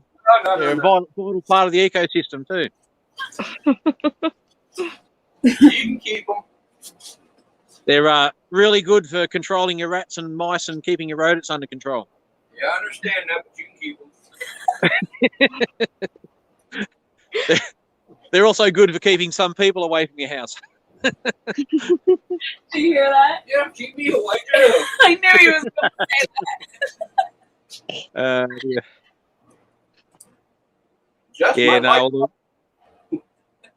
The ones we get around here, you don't muck around with them. They will definitely ruin your afternoon if you tangle with them. So I regard myself as pretty privileged to have this, the training and the skills and being able to go out and get them out of people's yards and keep them safe and look after the snakes as well, because they're an amazing. And I know people don't like them, and that's fine. You don't have to like them, but you're allowed to be scared of them. You just can't let that fear and dislike control the way you behave and treat them. There's a lot of snakes that get killed absolutely totally unnecessarily.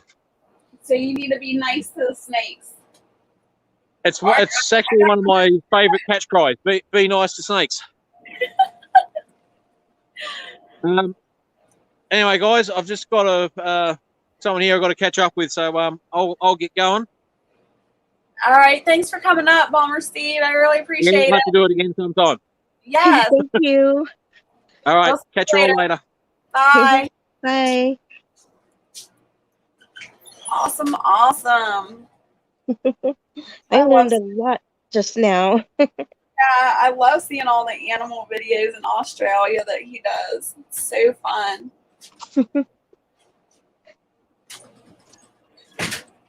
Oh, he just left too, Chris. Sorry. I don't even know how to pronounce that.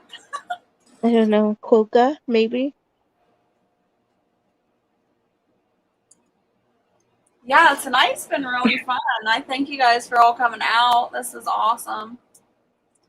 It's been a while since I seen Bomber Steve, so that was cool. And Dragon's comment there about our spiked animal called the chupacabra. Yeah.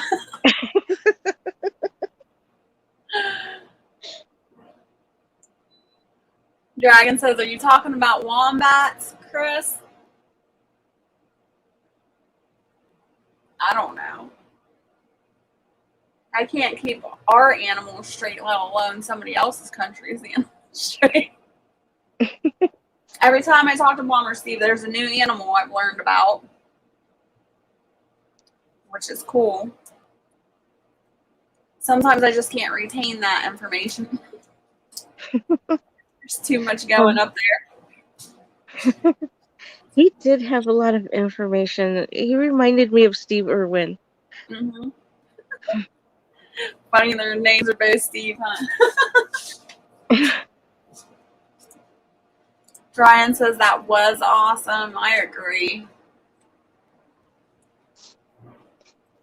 Do you know if Bindi and her family still do that? Yeah, I'm pretty sure because his son took in. He started doing all that. Crikey. Now I might have to go watch Man from the Snowy Rivers. Every time I talk to Bomber Steve, I'm like, I gotta go watch Man from Snowy River. Have you ever seen that movie? No, I haven't. Oh my gosh, it's a movie about the wild horses there in Australia, and I believe it came out in like 1983, maybe 84, something like that. Mhm. But it's a really, really good movie. Love it. It's sad, but there's parts that are sad, but there's really good parts to it too. It's like I'll have to go look for it. yeah, it's one of my favorite movies. I think the first, they have like 3 different ones, and the first one is free on YouTube. Hey, Hey, it's all good. I saw a few questions there, so I thought I'd jump back on. okay. And lovely, it's starting to rain again. Just what I need. More rain, more mud. Yeah, look, it's quite possibly Chris's question before. Quite possibly there might have been a wombat. So the wombat is also a marsupial like the kangaroo, and they're a little short-legged, little fat, little tubby little things. They wander around and dig burrows, and yeah, they're just. They are the cutest things you'll ever see in your life. Yeah, wombats are really cool. So some wombats are in like nature parks and that. You can pick them up and cuddle them. So that could be what the person saw. Oh. And the quokka. Now the quokka is a very small kangaroo. It's like a wallaby, and they basically only live on a little island off the coast of Western Australia, which is on the other side of Australia for me. So. It's a little place called Rottnest Island, and the word Rottnest is actually Dutch for rat's nest. Because when some of the Dutch explorers came past that island, they saw these quokkas and thought they were dirty, great big flipping rats. So they call it a rat's nest island. We call it Rottnest Island now. But yeah, the quokkas are really cool too. I love them.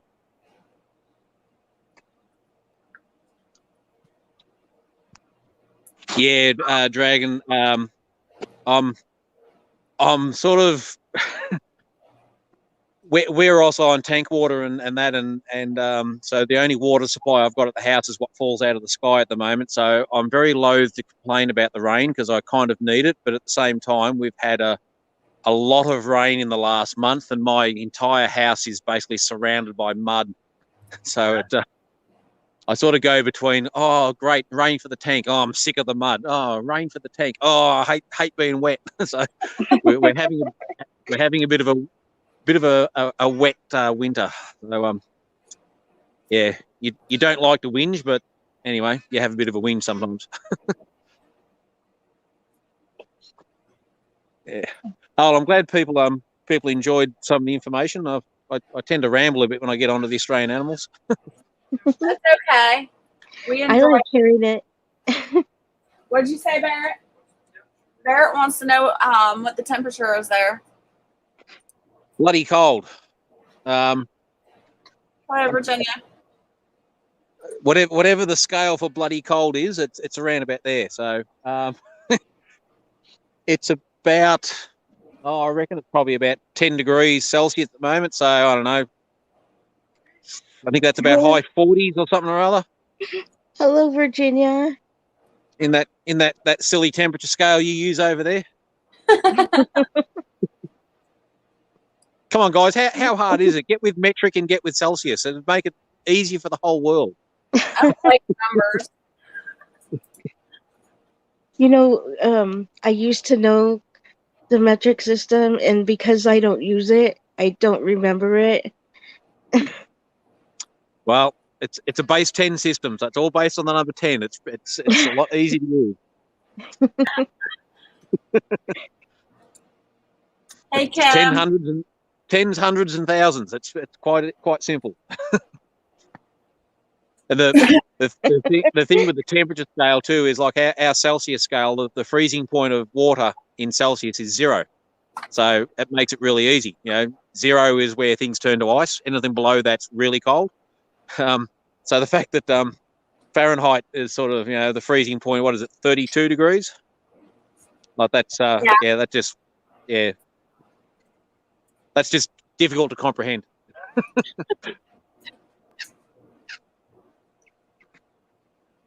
Yeah.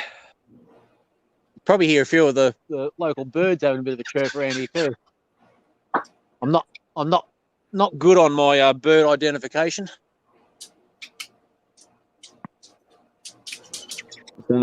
We get a lot of lovely parrots and what we call rosellas. They're really pretty. Oh.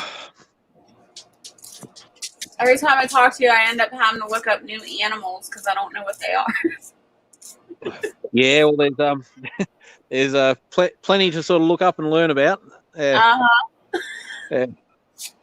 And look, the other thing too is they get a bit of a bad rap too because people go, "Oh, everything in Australia will kill you." Well, yeah, we have a few nasty things over here, but it's kind of beat up a bit and sort of overplayed a bit by the media and then what doesn't help too is you've got the Australian national pastime, which is to take the mickey or make fun of or trick or basically stir people based on tall stories. So we're not overly we're kind of not overly known for telling the truth if we can get a bit of a laugh out of it. So and American tourists are usually a pretty good patsy for a good furphy or a tall story. So so I mean we've got this story of the drop bears, the killer koalas that drop out of the tree and land on your thing and rip your throat out, and there's 26 million people in on the joke, which is pretty funny. It's almost like we all got together as a nation and said, "Look, we're going to set up this joke about drop bears, and we'll all be in on it. And we'll make fun of everyone." I still would love to hug and cuddle a koala. Oh, it's pretty amazing. They're a cool animal. If you ever get the chance to handle one, they're really cool. Virginia, yes, it's winter in Australia right now. It certainly is bloody winter in Australia at the moment. It's been a really good winter so far. Things are greening up nicely, which of course is a bit of a double-edged sword because then we get the hot dry summer and all that growth dries out, and then we get the bushfires. So, but again, we've come in, we've taken the First Nations people off the land and not listened to them and not gained their knowledge about how they, protected and kept the land under control to minimise bushfires. And then, of course, we do it the wrong way, and then we end up with big bushfires, and we build houses in places that shouldn't have houses, and and there we go. So Yeah. Now, how long is your winters? our winter goes from is June, July, August. Oh, okay. Yeah. That's it? So we go by the months, so we don't go by the equinox. So our winter is always 1st of June to 31st of August. That's not very long at all. Yeah. Well, then we head into spring after that, of course, and then by the time you hit late October, heading into November, you're in the end of spring, but you're heading into summer, and the weather, you can get some pretty hot days even sort of October, November.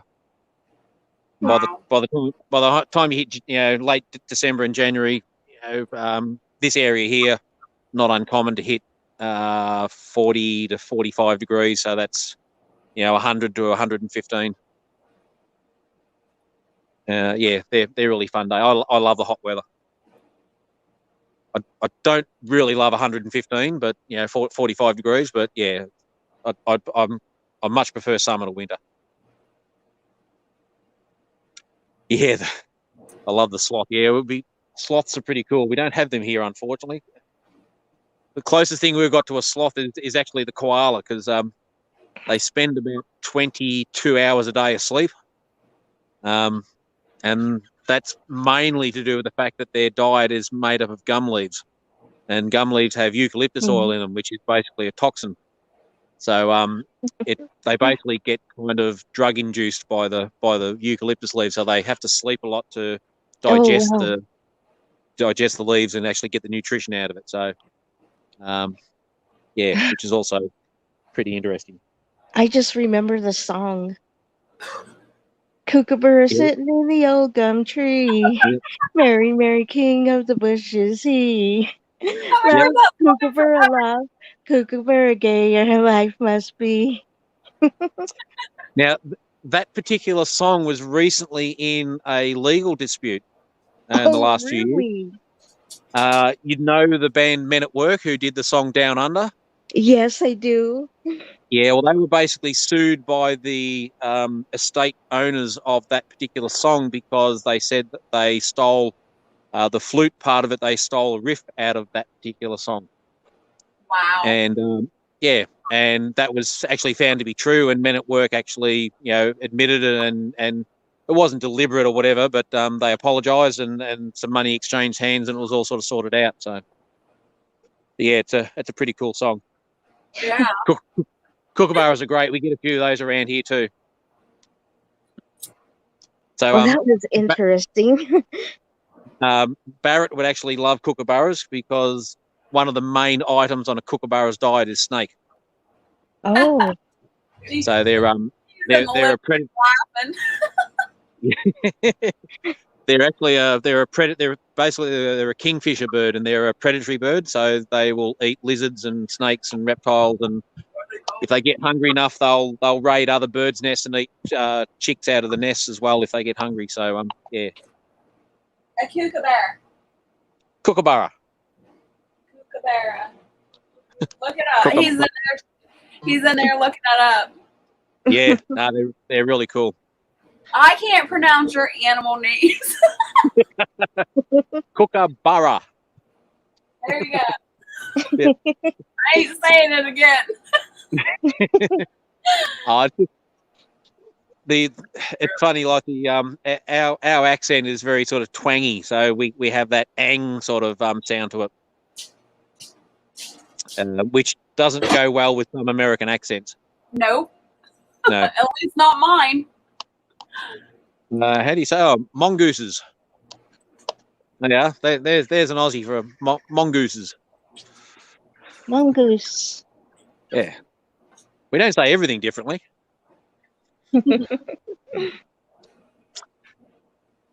Now, actually, that was the other point I was going to say before too. Does anyone know the reason why a koala is called a koala? Where's it come from? No.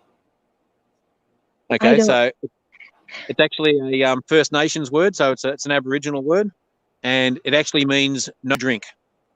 So a koala will spend most of its life. It's very rare for it to actually have a drink of water. So they get all of their, or the majority of their liquid from the gum leaves that they eat.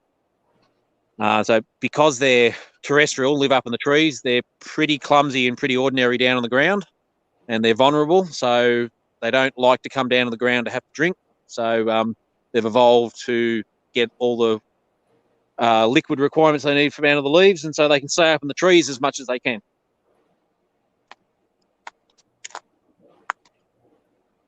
What would be a reason that they would come down from the tree then?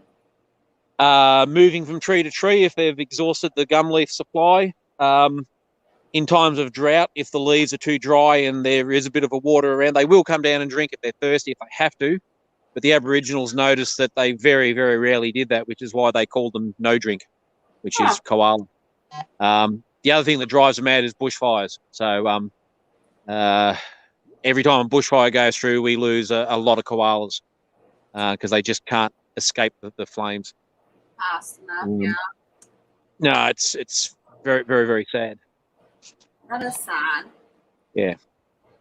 And then the biggest, but of course, the biggest threat to them is habitat loss. So cutting down the forests.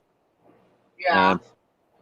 And unfortunately, we have a federal government that is more interested in looking after the logging companies and big business than it is looking after animals. So this is what happens when you have a Muppet in charge. Yeah. That's my only political comment for the day.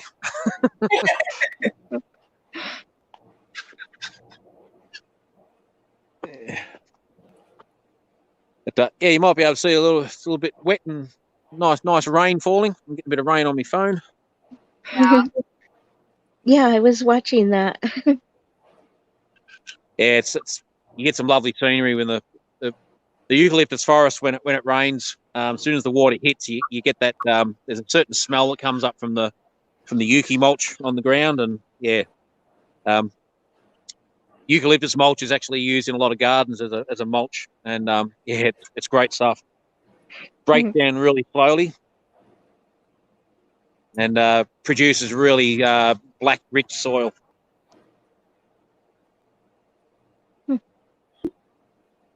Yeah.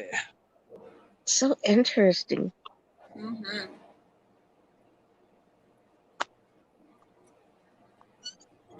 Now, you guys don't snow there, do you? Sorry? Do you get snow? Yeah, kind of. we don't get snow here where I am in Bendigo. We're sort of too low down, and we get really cold winters. We occasionally get a few little flakes that'll come down when it gets really cold. But there is an Australian snowfield. So if you look at a map of Australia, you've got Queensland, New South Wales, and Victoria down the east coast, which is where the vast majority of our people live on the coastal area, because the inland land is really dry and tough. And there's a mountain range that runs from the top of Australia, pretty well the top of Australia down to the bottom. It's called the Great Divide. And on that there are, we call them mountains. You'd probably call them pimples. They're not really big mountains, but yeah, there's 4 or 5 that get high enough up so that in the winter you get a fair bit of snow on them. So the snowfields are based on a couple of main mountains. The main one is Thredbo and Mount Buffalo. So those 2 mountains have resorts up there, and that. So we do have a snow season and a skiing season, but it's nothing compared to like the Canadian or the American or the French or anything like that. So Yeah. yeah, and it's not really my scene. I've been up to the snow once, and as I said, I'm not really a winter person, and I reckon the snow sucks. I don't like it. But each to their own. Dragon, yeah, the biggest gold field was actually here in Bendigo. So Bendigo actually has one of the richest gold fields in the world. And so we're on the northern side of the Great Divide.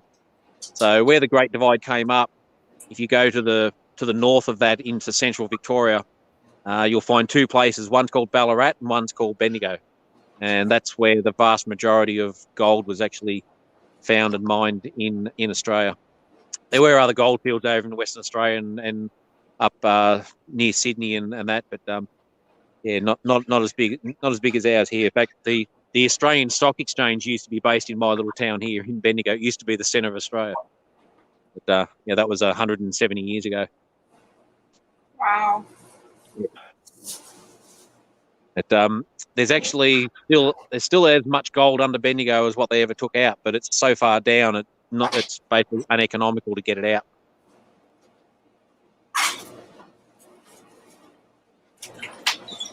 It's a unique geological layout underneath here with it's got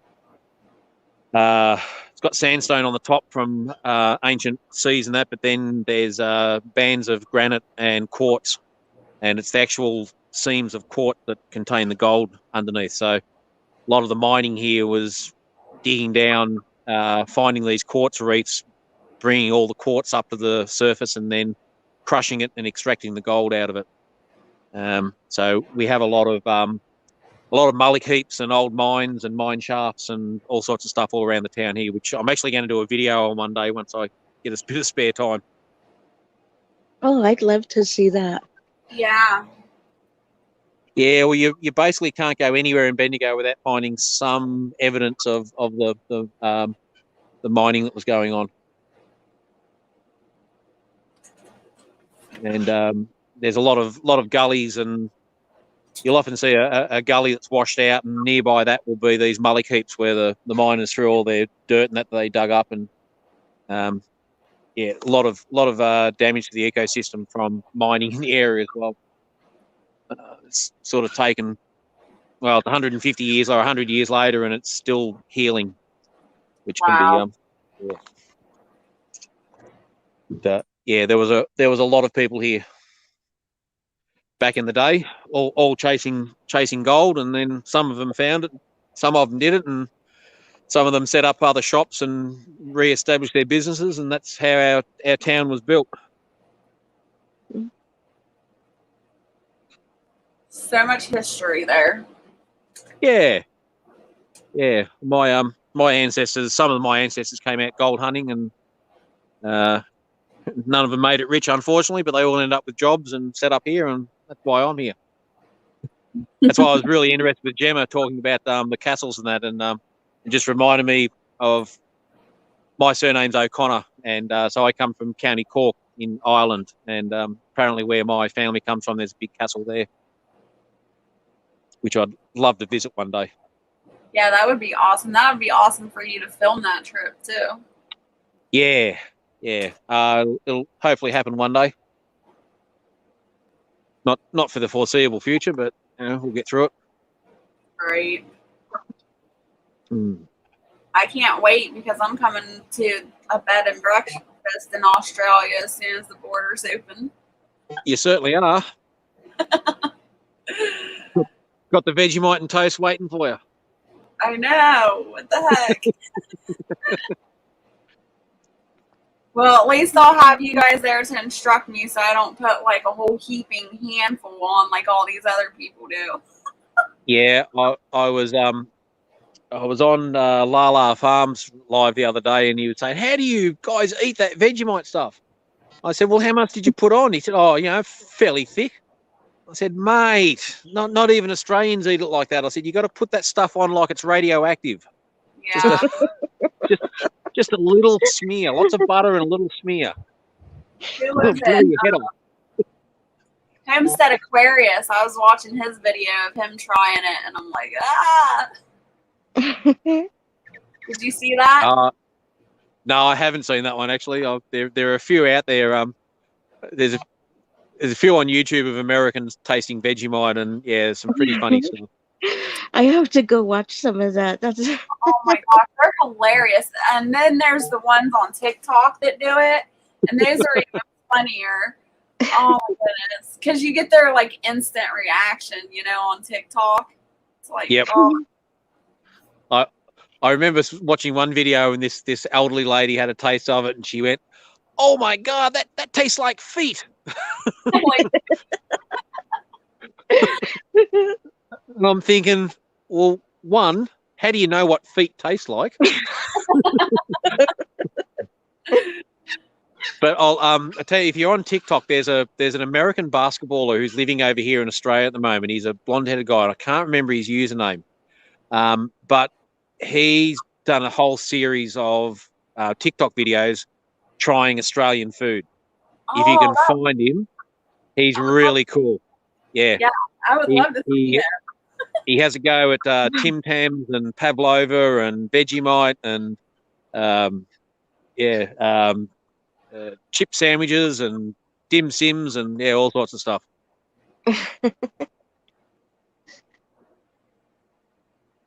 Now I'm gonna be on a mission looking for this guy. If I can find his username, I'll email it over to you, because he's really worth a go. And some of the stuff he goes, yeah, nah. Because he did the one with Vegemite, and he basically just got it out of the jar and had a taste of it. Is that him? Yeah, I think that might be him. Yes, it is. Yeah, watch some of his videos. He's as funny as piss, that bloke. He's awesome.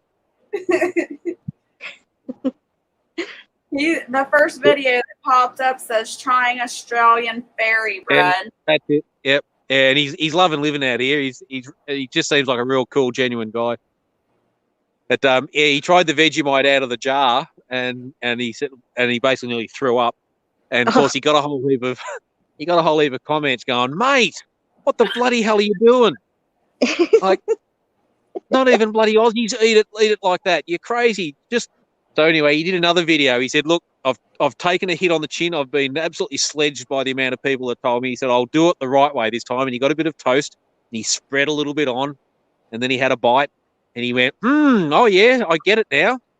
It's still barely edible, but yeah, I do get it." And we all went, "Oh, you mongrel." Oh my goodness. Dragon, have you tried Vegemite before? It's not made from toe jam. Hey, Mark, Rolling Homestead and Wild Edibles just joined us. Hello. Well, originally it was actually the yeast residue left in the beer barrels when the beer was emptied out. So there was sort of like this black scum on the inside of the beer barrel. So they used to scrape that out, and this chemist looked at it and said, "Oh, you should be able to make a spread out of that." So he worked on that and basically made Vegemite. So it's made with different components. It's still basically a yeast extract. So yeah, I love it. I have it every day. You want to try some Vegemite, Barrett? He would be a good one to try it. That would be hilarious. Yeah. Yeah. No, Vegemite, it's like I don't know how to explain it. It's like it's a salty, savoury sort of beef bouillon sort of flavour spread that you have on your toast. That might be good. I don't know. I might try it. Kind of like Ryan Reynolds. You either love it or you hate it.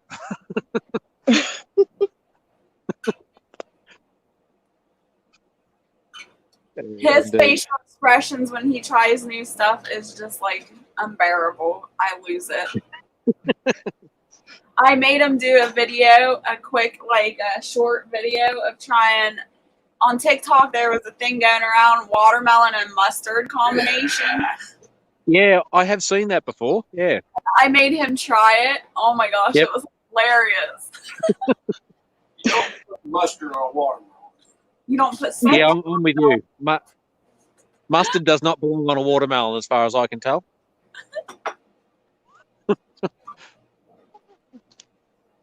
Dragon says, nope, I have not tried Vegemite. Not sure I am that brave. You can get it in America in a few spots. Walmart used to carry it from time to time. Some of the prices were ridiculous, but yeah, if you really, really want to try it, you probably could find it over there somewhere. But as I said, put it on like it's radioactive. I'll have to see if I can find some this month when we go grocery shopping. Less is more. Shh, don't tell them that. Save it for April.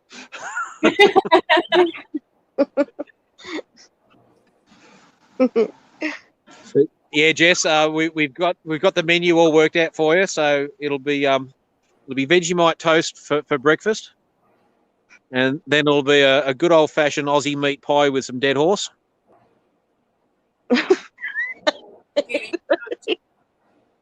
Seriously? Yeah, well, we use rhyming slang, so we don't say sauce, we say dead horse. Oh, well, that's better. So some people even say, oh, I'll have a sheep's eye with dead horse, which is actually a meat pie with sauce. Not right. But yeah, no, you haven't lived till you've had an Aussie meat pie, I can tell you.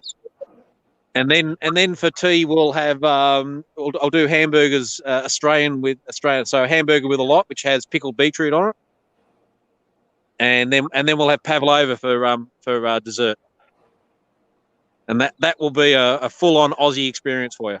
What is a pavlova? Whatever you just Pavlova. If you actually watch that guy on TikTok, he actually has a go at pavlova and he absolutely loves it. Okay. So it's like it's basically like a meringue, but it's an egg white meringue. So it's crunchy on the outside and it's sort of gooey and chewy on the inside. And then you load it up with whole heap of whipped cream and kiwi fruit and strawberries and all sorts of stuff. So yeah.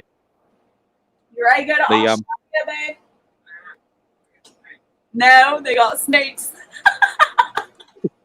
Not many. You don't see them very often. We come to the bed and breakfast, and he wouldn't leave. He wouldn't go outside. The vast majority of Sorry, guys.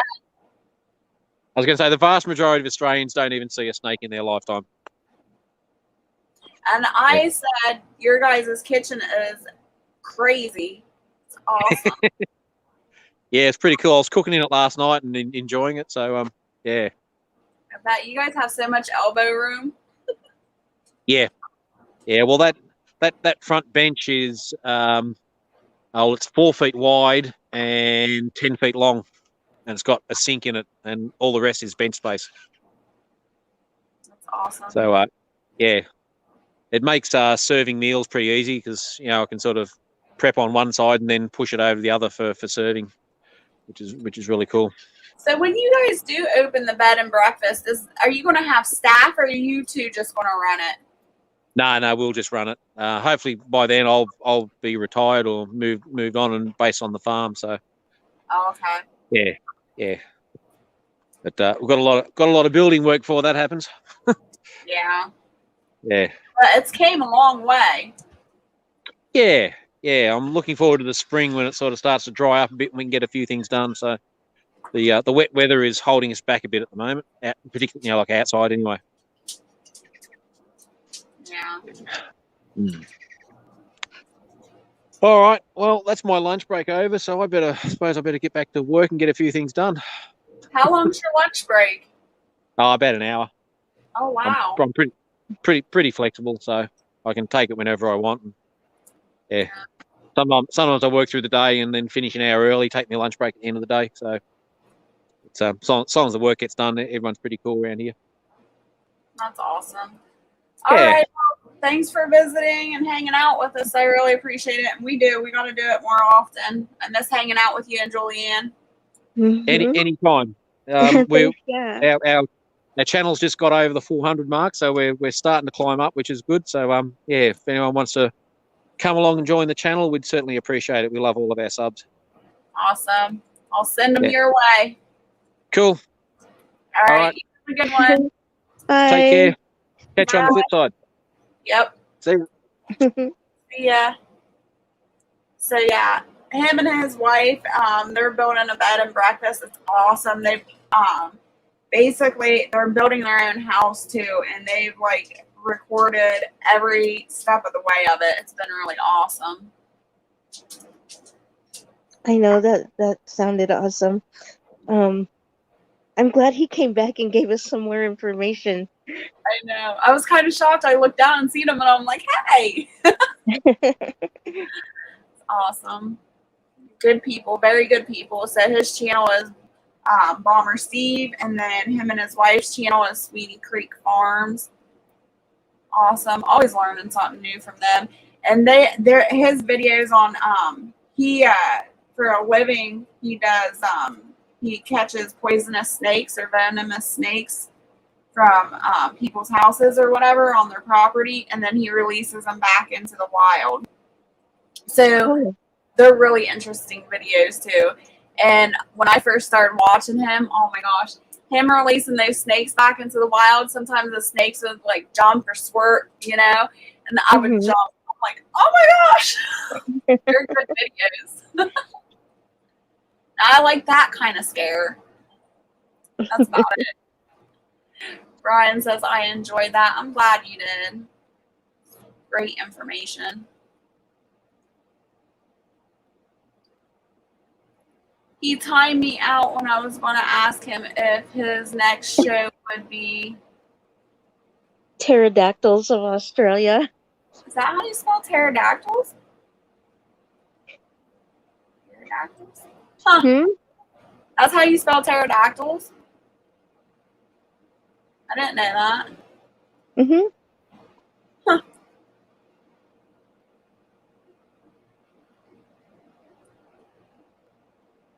Yeah, it was really good.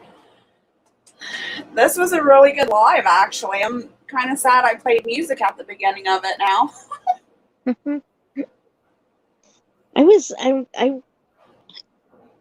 I'm sorry. I was really happy sitting up here listening to that information, because I was going to hop down earlier because I needed to do some stuff and I was hungry, but I really wanted to listen to him. Like he like seriously wanted to listen to him. Well, that's good. I'm glad you didn't jump down. And, you know, I was supposed to be doing onions, and I've ended up on YouTube for 3.5 hours, and I didn't get anything done. Except for, I mean, I did load the dehydrators, but sheesh. This is why when I have work to do, I have to stay away from YouTube or it does not get done. Right. And you see Lee, you know, she does the same thing. She'd get on. She's getting a little better at it though. You know, I know she knows that she has to get some more of her videos out and do more with her Thrive business. So I know she's trying to do that. Yeah, it's really hard. You can really get caught up talking to people on YouTube, especially when it's so interesting. Mm-hmm. Bye, Mark. Have a good night. Good night, But yeah, Mark. I think I'm gonna hop off here too. Like I said, we've been on here 3.5 hours. That makes up for all the time that I missed the last couple of days on YouTube. Right, I need to go make something to eat. Yeah. Well, thanks for coming up and hanging out with me, Susanna. I really appreciate it. You're welcome. I love being here. I love it when you're up here too. It's nice when people come on the panel. I don't know why they don't come onto the panel very often, but I usually end up sitting up here talking by myself. I'm like, So it's nice to have guests up with me. Right. I love you, Jeff. Oh, I love you too. Thank you. I want to thank everybody in the chat. Thanks for coming in and hanging out with us. I hope you enjoyed the show tonight. Bomber Steve was like really informative and awesome. Please check out his channel, Bomber Steve, or and Sweeney Creek Farm. Great information for you guys to learn. And I hope you all just stay happy, healthy, and safe. And until next time, I'll see you later. Good night, everyone. Night, Jess. Night, Susanna.